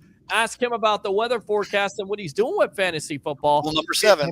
Yes, get him back. Yes, rule number 7. I want to read some of these comments, and then Leo will get you out of here for the night, because I know you're on a pitch count. We appreciate you coming on here on a Monday night. We don't overpay players. Dominic did that. Leo, get out of the stairwell of that motel. Shut up and No, guys. Hey, before you go on, I was at my Knights of Columbus meeting, and I had to get on right away, so I wasn't climbing the stairs. But no, you ain't climbing those stairs. Definitely ain't climbing those stairs there. Good stuff there. Number block 1. Appreciate that. Let's go out to Mike DeRoche. Picked up a stroke in the hospital. Oh, no. On Friday. I hope you're okay, Mike. Get better, my friend. Jeez. Leo with the heavy sauce and heavy starch. Hornacek. Wow. Jeff Hornacek. Wow. And, so Leo, while Leo was away, we tried. I said Caitlin Clark, she's 1 game away from setting the WNBA record for assists for a season. She's also 1 game away from going 25-5 with 20 points, 5 assists, and 5 rebounds. I said she reminded me of what do we say, Jeff Hornacek? No, who do we say, Peter? Well, you said like you John said, Paxton. John Stockton. John Stockton, right? I think she's better than John Stockton, and that's saying a lot because Stockton was a Hall of Famer, but I think she has a lot more skill and can only get better. What's the comparison if you're comparing her? Is it Larry Bird? Because a lot of people mention her being in Indiana. Larry Bird, is that what you see with Miss Clark? What I see is nobody to compare it to when it comes to shooting. Yeah. You don't shoot from the logo in the NBA. You just don't do it. She's firing up from all over. Guys, I'm going to go way back here. Tiny Archibald. Go back and watch some video of Tiny Archibald, because she'll hit you in the back of the head with a pass, and now it's her turnover. But you know what? She's playing 36 minutes, okay? 5 turnovers, 36 minutes. Why are you picking on that? That's just, hello. It's going to be part of the game because she gets 9, 10, 11 assists. Yeah. And she just, it's crazy. If you watch the game, she just chews up and spits out the other team's defense because you don't force her to get rid. If you just let her sit back, she's just going to tear you apart. Yeah. And I can't believe, just double her and get the ball out of her hands, because that's the smart thing to do. But you know what? A high tide raises all boats, guys. Wow. She's the high tide. And these women haven't figured out that let's tie our caboose to this locomotive, because she's going to take us to the promised land financially. And you know what, guys? Real quick before I go up, you got to read Joe Madden's book, The Book of Joe. Okay. Because it's got 5 levels of being a professional. Okay. And the first level is you're happy to be there. The second is you survive. The third reason, and I'm going to ask Coach Golish this tomorrow. Yeah. The third reason is I belong here. And Joe said that once you get there, after that, it's all downhill. But you got to get there. And I'm going to ask Coach Golish. Coach Golish, Joe Madden thinks that, you're happy to be here. You survive. Did you go through this and get to a point where you said, hey, I belong here? That's going to be an interesting comment, I think. Wow. It is going to be an interesting comment. Leo, I'm going to leave you on this. Last word here. Aaron Rodgers in his new book said Bucs coach John Gruden told Rodgers, if he's there at 5, we're taking you. We've heard this story before, of course, flying out Jerry Rice, having Jerry Rice making an appearance. Are you surprised by that? And at that point, why didn't the Bucs take an Aaron Rodgers instead of a Cadillac Williams, in your opinion? Don't believe anything John Gruden tells you, because he'll just tell you something to let you hear it. Tell you what you want to hear. Right. You know what? I don't know why the Bucs passed on him, because Aaron Rodgers went down 16, 17. He went down low. He was 24. Yeah, he was down there, and the Bucs picked the 23. And at that point, and again, Aaron Rodgers, the only thing people knew about him is he could throw it 50 yards on his knees. Yeah. So he knew he had a gun. And you know what? It's kind of like Brett Favre. Yeah. Brett Favre came out in Atlanta. He was terrible. Hey, Ron Wolf saw this and said, hey, let me get him in Green Bay. And cha-ching, cha-ching, all of a sudden the Packers became great. And remember, Aaron Rodgers sat for 2 years. Sure. And he had a chance to mentally learn the game. Yeah. People don't realize how exponentially faster the NFL is than college football. Because now you've got speed everywhere. And that's what Jaden Daniels is going to have to figure out, that when he breaks the line of scrimmage, he's not the fastest guy on the field. There's going to be like 6 or 7 guys that can run him down.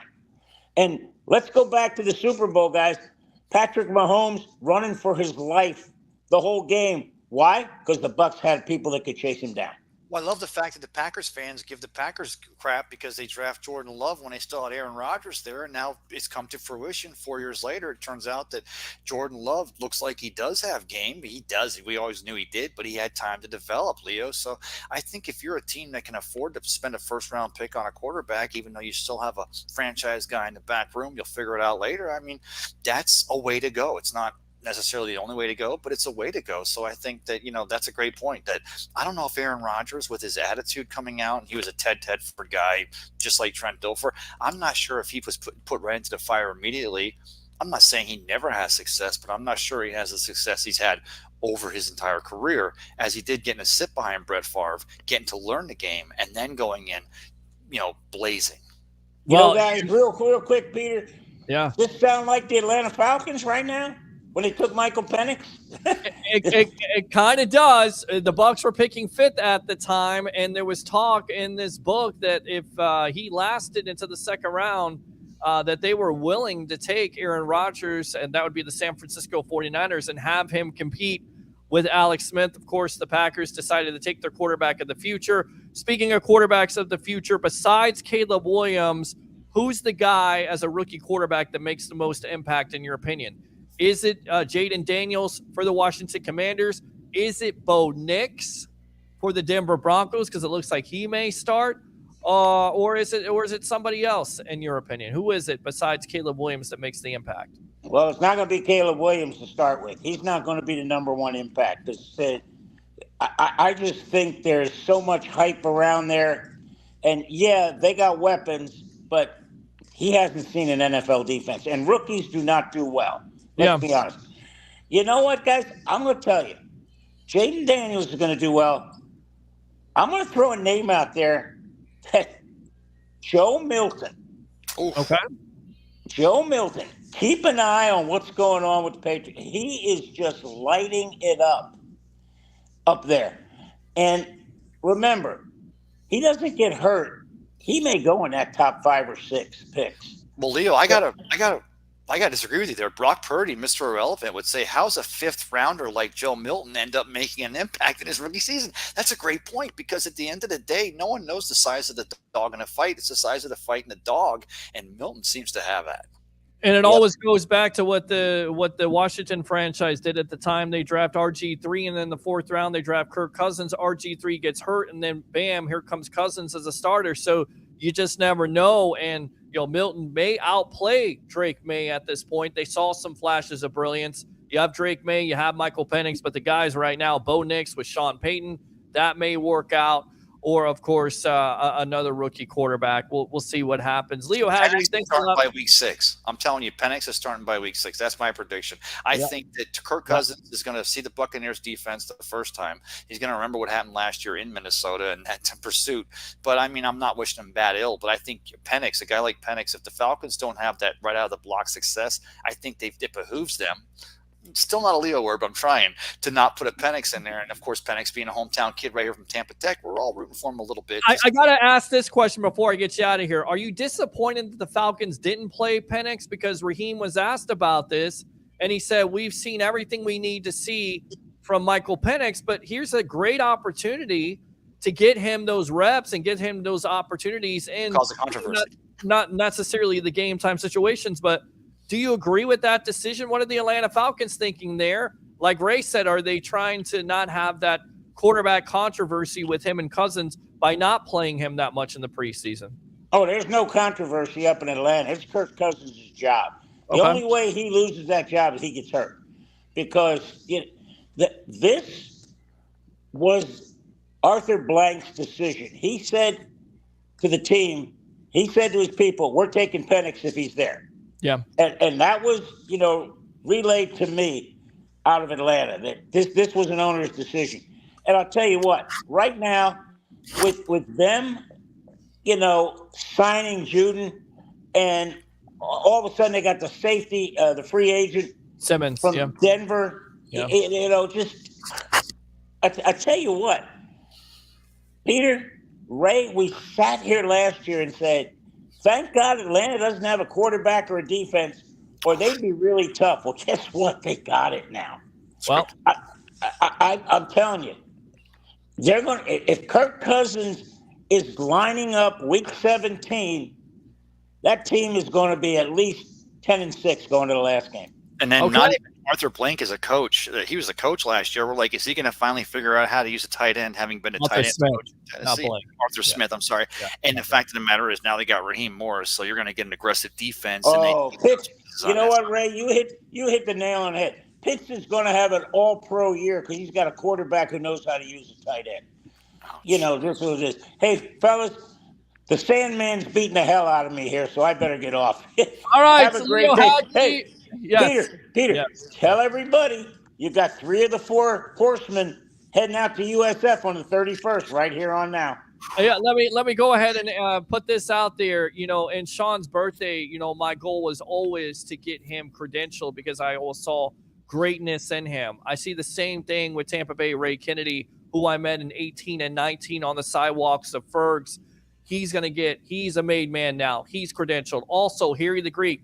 Don't let him fool you guys. He's not just a gambling aficionado. He's not just a handicapper professional on this show. He knows his stuff. He is also credentialed with Amped Up Sports and the Sports Web. Congratulations, guys. This man right here, Leo, came to me and said, are these guys worth it? And I said, you absolutely are correct. They're absolutely worth it. They have worked their asses off. I'm so freaking proud of Tampa Bay Ray Kennedy. I'm so freaking proud of Harry the Greek. You guys have worked your asses off and you deserve to be credentialed. And guys, the sky is the limit. I just appreciate your contributions on the Sports Web. And I told you, if you roll with me, if you roll with the Rolex Reporter, that I would get you to the higher places. And here we are, my guys. So, and you know what, Peter? I'm going to put you on the spot here. We got to get Ryan Neal on Wednesdays, even if it's just for 10 minutes to talk LSU football. Because, guys, they lost Jaden Daniels, but that team's loaded again. Yes. They may be in the championship hunt. And we've got 2 photographers, Kelly Champion, Bill Smith, and we got Ryan Neal going up in the press box down in Baton Rouge. Tell me that's not a home field advantage on Saturday night when there's 100,000 screaming Cajuns in the stadium and there's 40,000 drunks in the parking lot. Leo, I want to tell everyone, I actually spend quite a bit of time in the Amped Up Sports on our YouTube channel, and I'm looking what Ryan's doing. I love the fact that he's covering LSU. It takes us back to the ReliaQuest Bowl last season, and I'll tell you what, if you guys, it's just an SEC fan, LSU fan, you're just looking for any kind of insight, and of course, if you're looking for your USF Bulls who are on the rise, keep it here, keep it on Amped Up Sports, because we got you covered this entire season. And the best part of this platform, it's not just us, it's you guys and girls and what you feel about your USF Bulls or wherever your college football tastes may be. Yeah, so we got you covered here on the Evolution. USF football Saturdays, of course, Tampa Bay Buccaneers on Sundays. We'll see what we can do with Tampa Bay Ray. We'll see if we can work on that. But Leo Haggerty, thanks a lot for making these guys made men. In my opinion, they've always been made men, but now officially credentialed with the USF Bulls here on the Evolution of Sports Talk Television, my friend. One last thing, guys. Sean, we love you. Thank you, man. I appreciate you. Leo Haggerty right there, the legend, going out like legends go out. That's love it. Honestly, Mensch. Yes, absolutely. Not just for you, Peter, but for us. I mean, there's nothing better than sitting side saddle with Leo as we go into an interview with Chip Kelly or whoever's in the ReliaQuest Bowl, and they go, Brian. Okay, I'm just all off names. Hold on. You want to know who Brian Kelly is? We had him on. We asked him about Jaden Daniels. You remember this? Stand by, because this is what he had to say about Jaden Daniels, and this is the new starting quarterback on week 1 that the Bucs are going to have to face here live from the ReliaQuest Bowl. Here we go. Coach Peter Blake of the Sports Web. How much of a challenge is it to prepare without Jaden Daniels? What has he meant to your team? And furthermore, what would you tell a general manager that separates him from any other quarterback in this upcoming draft? Well, I'd love to play with Jaden Daniels on my team. Who wouldn't? He's fun to watch. Daniels is, clearly, in my opinion, the best quarterback in the country. He has developed the ability to push the ball down the field like no one that I've coached. His quarterback savvy, his ability to manage all protections. He calls everything at the line of scrimmage, gets us in the right plays. He's going to walk into the building and he's going to command the respect of a building. And look, these are professionals. You can't walk in there and not command the respect of a building. And that's what he'll do. And I think certainly his play showed itself on film. But what they don't know about him is that he's a leader and he'll command the respect of the entire room. And that was Chip Kelly. That was Chip Kelly. That was not Chip Kelly. That was Brian Kelly there. No, tell everyone what's going on, because you and I were set up there at the hotel for the coaches conference. Yes. And you were messing with that camera. You were messing with that microphone. I'm like, Peter, go with it. We're set up. Go with it. You took it. You owned it. Loved it. I was right there next to you, side saddle, when you asked that question. It was that's one of the highlights of being associated with Anthem Sports and Leo Haggerty, is because we're covering the Bulls. All of a sudden this year, the Bulls had the #1 recruiting class in the AAC. They're an up and coming team. They made a bowl last year. Suddenly, local media is starting to cover. Guess who's been covering before local media covered them? We have, and we're going to continue. Yes, and we're going to try to have 2 camera shots there, maybe one on the field. Of course, the red corner in the press box is yours truly, along with Leo Haggerty. Maybe we'll switch it up, but having you two there, Tampa Bay, Ray Kennedy, best of the Bay, well-deserved, and of course, Harry the Greek, my guy. Anytime my guys are, and you guys are my guys, anytime you guys are successful, I'm friggin' just elated, man. I'm two-way street, brother. Ride or die, two-way street right there. Yes, sir. Yes, sir. This is like an old wrestling reference, NWO, for life. Over phone line, 727-255-0391. It's 727-255-0391. That's too legit to quit. Oh, will you shut up and be quiet? You had to ruin it by saying that. MC Hammer, get the hell out of here, Atlanta Falcons. From 1994. You didn't think did you think I forgot that? You mentioned the Atlanta Falcons and too legit to quit. Get out of here. No, but you know what? I was looking at Kevin John Benjamin today posted a video from 97 or 95, and it was the year we drafted Warren Sapp and Derek Brooks. Of course, Eric Rhett was our running back, and it took me back the other night when you made the point that Warwick Dunn came in here and replaced Eric Rhett after he had the contract hold out there in 97. Yes. And the Bucs decided, and it was funny because they're like, first of all, what was Eric Rhett thinking holding out on a contract in Tampa Bay at the time? He was never the same after that. That's the funny thing. He missed the time. He was trying to get paid. He was a great running back. I mean, people were comparing him to Emmitt Smith, and, comparisons are asinine, and of course he didn't turn out to be Emmitt Smith, but his first couple years there, he's very productive, very effective, and then he holds out. And then Dungy and that crew there with Rich McKay, they decided to draft his replacement and Warwick Dunn out of Florida State. And I remember that. I remember this because Hugh Culverhouse had passed, or at least the ownership of the team passed to Trust and into Glaciers, and Eric Rhett was like, one of the most successful players coming out of that, if you will, if you don't, discount Hardy Nickerson and Warren Sapp and Derek Brooks getting drafted. But Eric Rhett was like, okay, new ownership, new day in Tampa Bay, siege the day. Let me hold out. Bad move. But true story about Eric Rhett. He was a state wrestling champion in 220-pound weight division. He showed up for the state finals. He was at 176. You had to be 185 to wrestle. Yeah. He goes across the street to a Circle K, comes back an hour later. He's at 185. And they ask him, how did you do it? He said, what the mind wants to achieve, the mind will do. And that's the kind of guy that Eric Rhett to this day was. So he was, one of those running backs in Buccaneer history we like to look back on. It was a good time when he was here, but he was a Gator, so I'm sorry for that, Peter. No, that's okay. I mean, I don't have anything against Gators. I know you don't. You're a Buccaneer. I just pointed out to the fact, is there another program besides FSU where you have 2 great Buccaneers in their history with the greatness of Derek Brooks being a Hall of Famer and, of course, Warwick Dunn? Now, you mentioned some Buccaneers out there. We talked to Reed L. Anthony before. He was pretty good for a couple years there. I'm trying to think of somebody else. Jason Odom, 6 years on the offensive line for the Bucs. Kenyatta Walker was Kenyatta Walker and Julius Peppers. Julius Peppers is in the Hall of Fame for that reason alone, because he had to face he got a chance to face Kenyatta Walker and just made Walker just look awful. All right, let's go out to the comments here, and we'll get out to that video really quick. We're expecting Gene Thomas. I don't know if he's coming on or not. What's up, everybody? 2 giant goop balls right there. Is Ray at home again? Is he grounded or something? No, he's at home because we got good sound there. He doesn't need to be out on the street. Ferg's out of Bud Light. Shut up and be quiet. Sucks.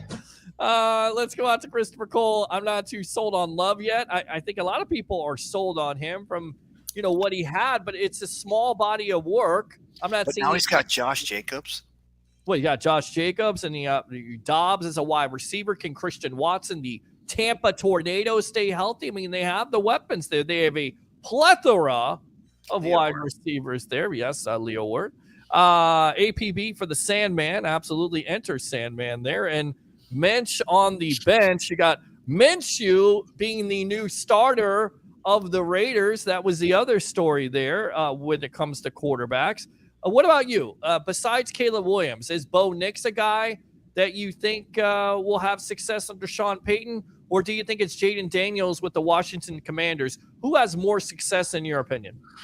Wow. So I love Bo Nix with Sean Payton and learning the game through Sean Payton's eyes. I just don't know if he's had a lot. And don't forget, Bo Nix is he's like 35 years old. He's got 17 kids. The guy's coming out of Oregon. He's literally the most, mature quarterback probably in years. And we talk about a Brock Purdy again, Mr. Irrelevant for the 49ers. And now he had started 1,732 games before he came out as Mr. Irrelevant. So that experience, I think, helps that Bo Nix got at Oregon. I like him with Sean Payton, but man, you got Jaden Daniels there in Washington. Other than being in the NFC East and it's such a hard division, and Quinn now is the coach. So I think the Washington Commanders are going in the right direction. I'm more excited to see Bo Nix because I don't think he's Drew Brees, but I'd like to see if Sean Payton can duplicate again the fact that he's a quarterback whisperer, can take a Bo Nix, can teach him how to play. And he's got some tools there in Denver. It wasn't an empty cupboard. It was just the fact that Russell Wilson was not the guy there. All right, let me go out to Two Giant Goopballs here, who I know he wants to talk about Daniel Jones. We'll have to talk with him because the Bucs do play the Giants this year. So definitely get the analysis on that because I know there's a lot of Giants fans that are freaking out with Jones throwing those interceptions in preseason. But number 1, Jaden Daniels, Caleb Williams, number 2, number 3, Michael Penix, number 4, Drake May, and number 5, Bo Nix. And says not as hard of a division. Cowboys roster is worse and lost Quinn. Eagles lost how many to end last season, and Giants are the Giants. So maybe it's Jaden Daniels' time here. Want to read this comment from David. Do you think with all the problems at quarterback in Los Angeles, do you think they trade for Wolford? If so, what do you think we can get? Because I heard sports talk shows talk about this today. I don't think they're going to trade anybody at this point, especially to the Rams. Why would they try to help the Rams out at this point? I mean, what's the value there? I don't know. I think they're going to hold on to their guy. I think they'll hold on to him. So as far as a trade, though, I mean, I guess you could get probably a 5th or 6th round pick for Wolford. I don't think Kyle Trask has any value at this point. Besides, don't do it. He is the backup to the Bucs. He is the backup for the Bucs. He's a backup, but I think that and John Wolford, now they got the new rule this year where the third quarterback dressing on Sundays doesn't count against the 53. So you've got that third emergency quarterback. Should Baker have a hangnail and just like we saw the other night. One of the weirdest things about Saturday night's game is the fact that Mac Jones had to come back in as a third quarterback because of the injury, and of course you had to have Kyle Trask come in, of course, when John Wolford gets a little injured. So that just goes to show you the importance of keeping 3 quarterbacks on your roster. So I don't think the Bucs look to try. I think they like John Wolford, his experience in Liam Cohen's offense. I think they like Kyle Trask, 6'5" in the pocket, standing above, launching it, and of course Baker Mayfield. You just love him because he's a total dog. Well, there you go. And I'm going to read this comment from Sandra Nagel here, watching the best sports talk show in the Tampa Bay area, the Sports Web with Amped Up Sports, Leo Haggerty, Tampa Bay Ray. But God bless Sean family. He was 1 in a million. I remember so many great memories of Sean when I watched NFL Draft with Peter and Sean, the Sports Don. He was overexcited when they picked Jameis as well, but he had to run into the bathroom because he just couldn't believe it. And he picked me up. We came out of the bathroom, gave me a hug. Peter high-five too. Very passionate guy, very intelligent, always very humble. Prayers go out to him and his family. Great memory. Great stuff. All right. If you want to hold on here, give me some final thoughts, but I want to show this video because this is my favorite. This is what it's about, being a made man, because at the time I know we did the Raiders thing in the press box, but I was like, okay, Sean, we got to get on the field. And that story is Mr. Buzz himself, Rick Brown, went to Nelson and says, hey, this is the only FM sports talk show. This is the Sports Web. This is Peter Blake. This is Sean, the Sports Don. They want to go out in the field. Nelson's like, yeah, we'll let him go out in the field. So we were excited. We had the setup and everything. I think we did a couple of takes. He was like, Spada, this is too professional. But I said, we want to do a little bit different here than what we're doing on the radio. We want to recap it at the time. He was so good at it. And like I said, I just love the fact that I was able to get him as a made man and get him credentialed, because I thought, he wasn't just a guy who would talk stuff, but he knew his stuff.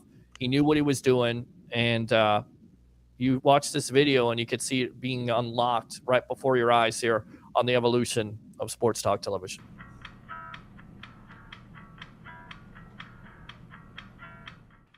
Welcome to another edition of the Sports Web. I'm Peter Blake, along with Sean, the Sports Don, live from Raymond James Stadium. Thank you very much for checking in. So the Tampa Bay Buccaneers continue their winning ways over the New Orleans Saints 16-11. We'll give you 3 reasons why this happened on Sunday. My number 1 reason would be the defense. In fact, anytime you can hold the Saints to 11 points, Drew Brees didn't even have a touchdown in this game. You caused 3 turnovers. And for the second week in a row, Keith Tandy, the backup, has a game-ending interception. You're in good shape. What was yours? All right, I would say defense. I'm going to double down on that. I mean, for the last 5 weeks, this defense is playing at a level, making them number 1 in the league right now. So when you have a defense performing at this type of level, 3 weeks in a row, the defense is the one that ends the game. So when you see that continually happen, this is a trend. This team is for real on the defensive side of the ball. That's why you won this game. That's why you should be excited if you're a Bucs fan. And I think another reason why the Buccaneers won this game, it's the commitment to balance. Now, even though it was ugly, 23 carries for 66 yards for Doug Martin, an early touchdown, they stayed committed to that run. It makes some balance. And then with that being said, your defense only holds the Saints to 46 yards of offense. You make that Saint offense one-dimensional. Once again, you have a chance to win. Hey, I'm going to go ahead and look at Brian Anger. A lot of times people won't look at that and say that he's the key to the game. I know it's not fantasy points, but this young man, he did a great job today. In the fourth quarter, he had 2 big punts that he nailed on the 1-yard line, making it very difficult for Drew Brees and his team to move down the field, especially when you're going up against the way this defense is playing right now. Hats off to Brian Anger. Without him, you probably don't win this game. Absolutely. Great point. And the punt coverage in itself was great. And my third point would be to piggyback off of you with special teams. How about Roberto Aguayo? Mm-hmm. It was a controversial pick to start the year, 2nd-round pick.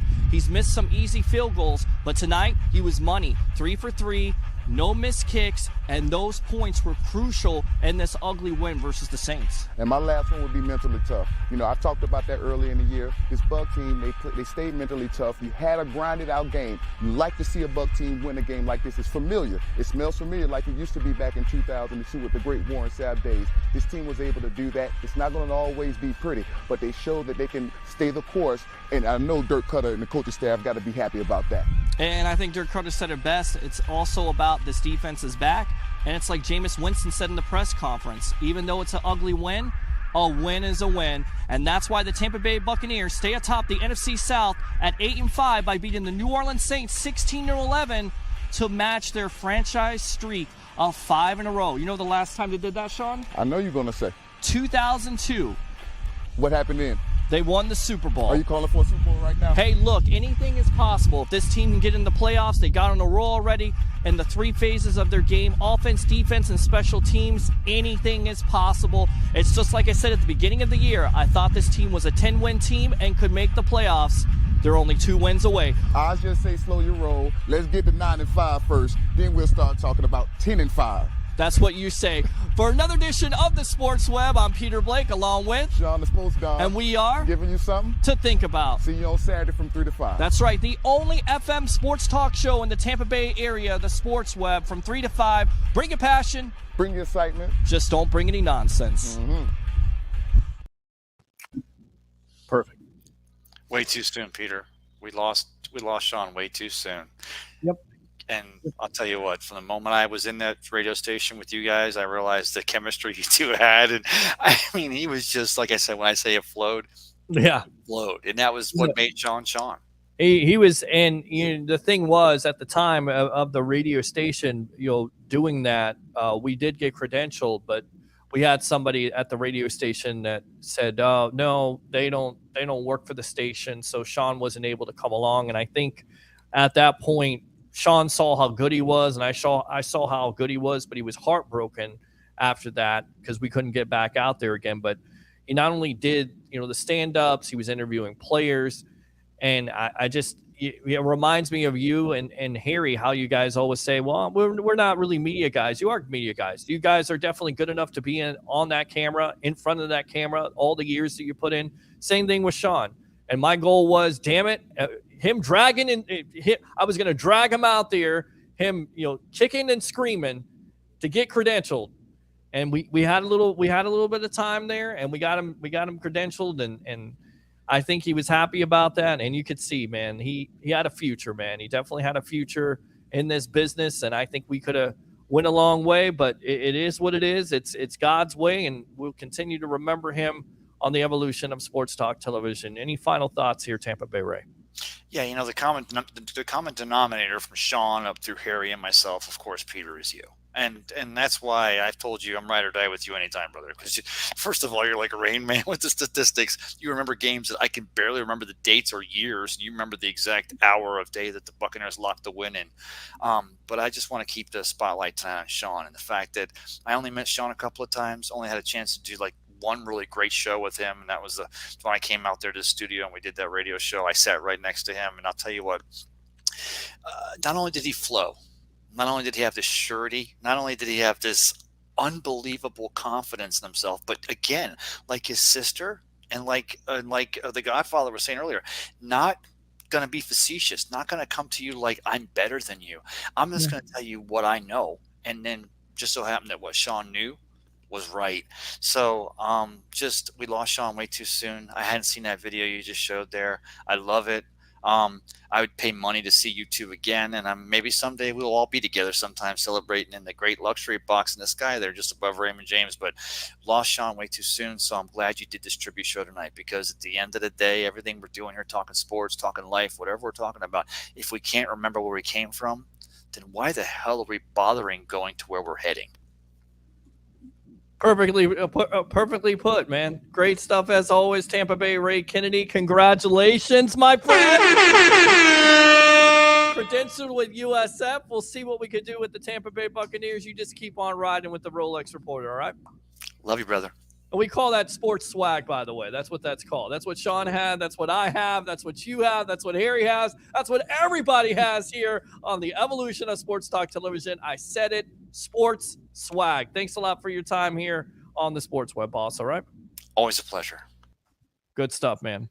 All right, we'll read the rest of these comments and we'll get out of here for the night. It's been an emotional night. I haven't broken down, but there's not a day that goes by that I don't think of my best friend. And one of the guys that, again, was the forefather of building the show and some of the ideas and some of the things that I believe he would just be thrilled with. And I'm hoping right now he's watching. I'm hoping he's always watching what we're doing here on the evolution, him and my father.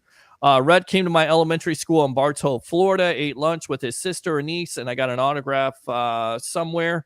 Okay, good stuff, Christopher. Thanks a lot for that. Yeah. That was last year. He has to be on the roster but not active for the game to be an emergency quarterback. So thank you for the update on the rules.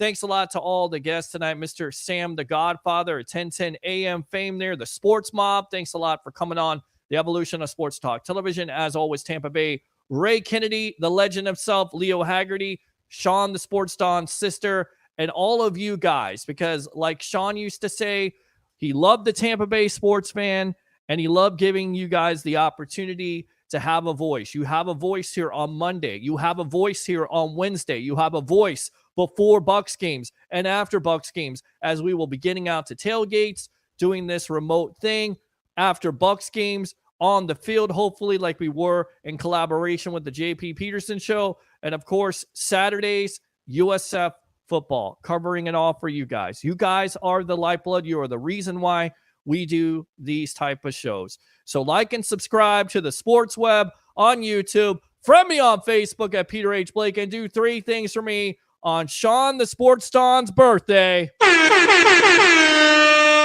Sing it loud and proud because he would do it. Bring your passion, bring your excitement. Just don't bring any nonsense. I'm your host, Peter Blake, your Rolex reporter. What time is it? It's my time. And for fans of the Sports Web, the Tampa Bay Sportsman, and Sean the Sports Don, it's your time.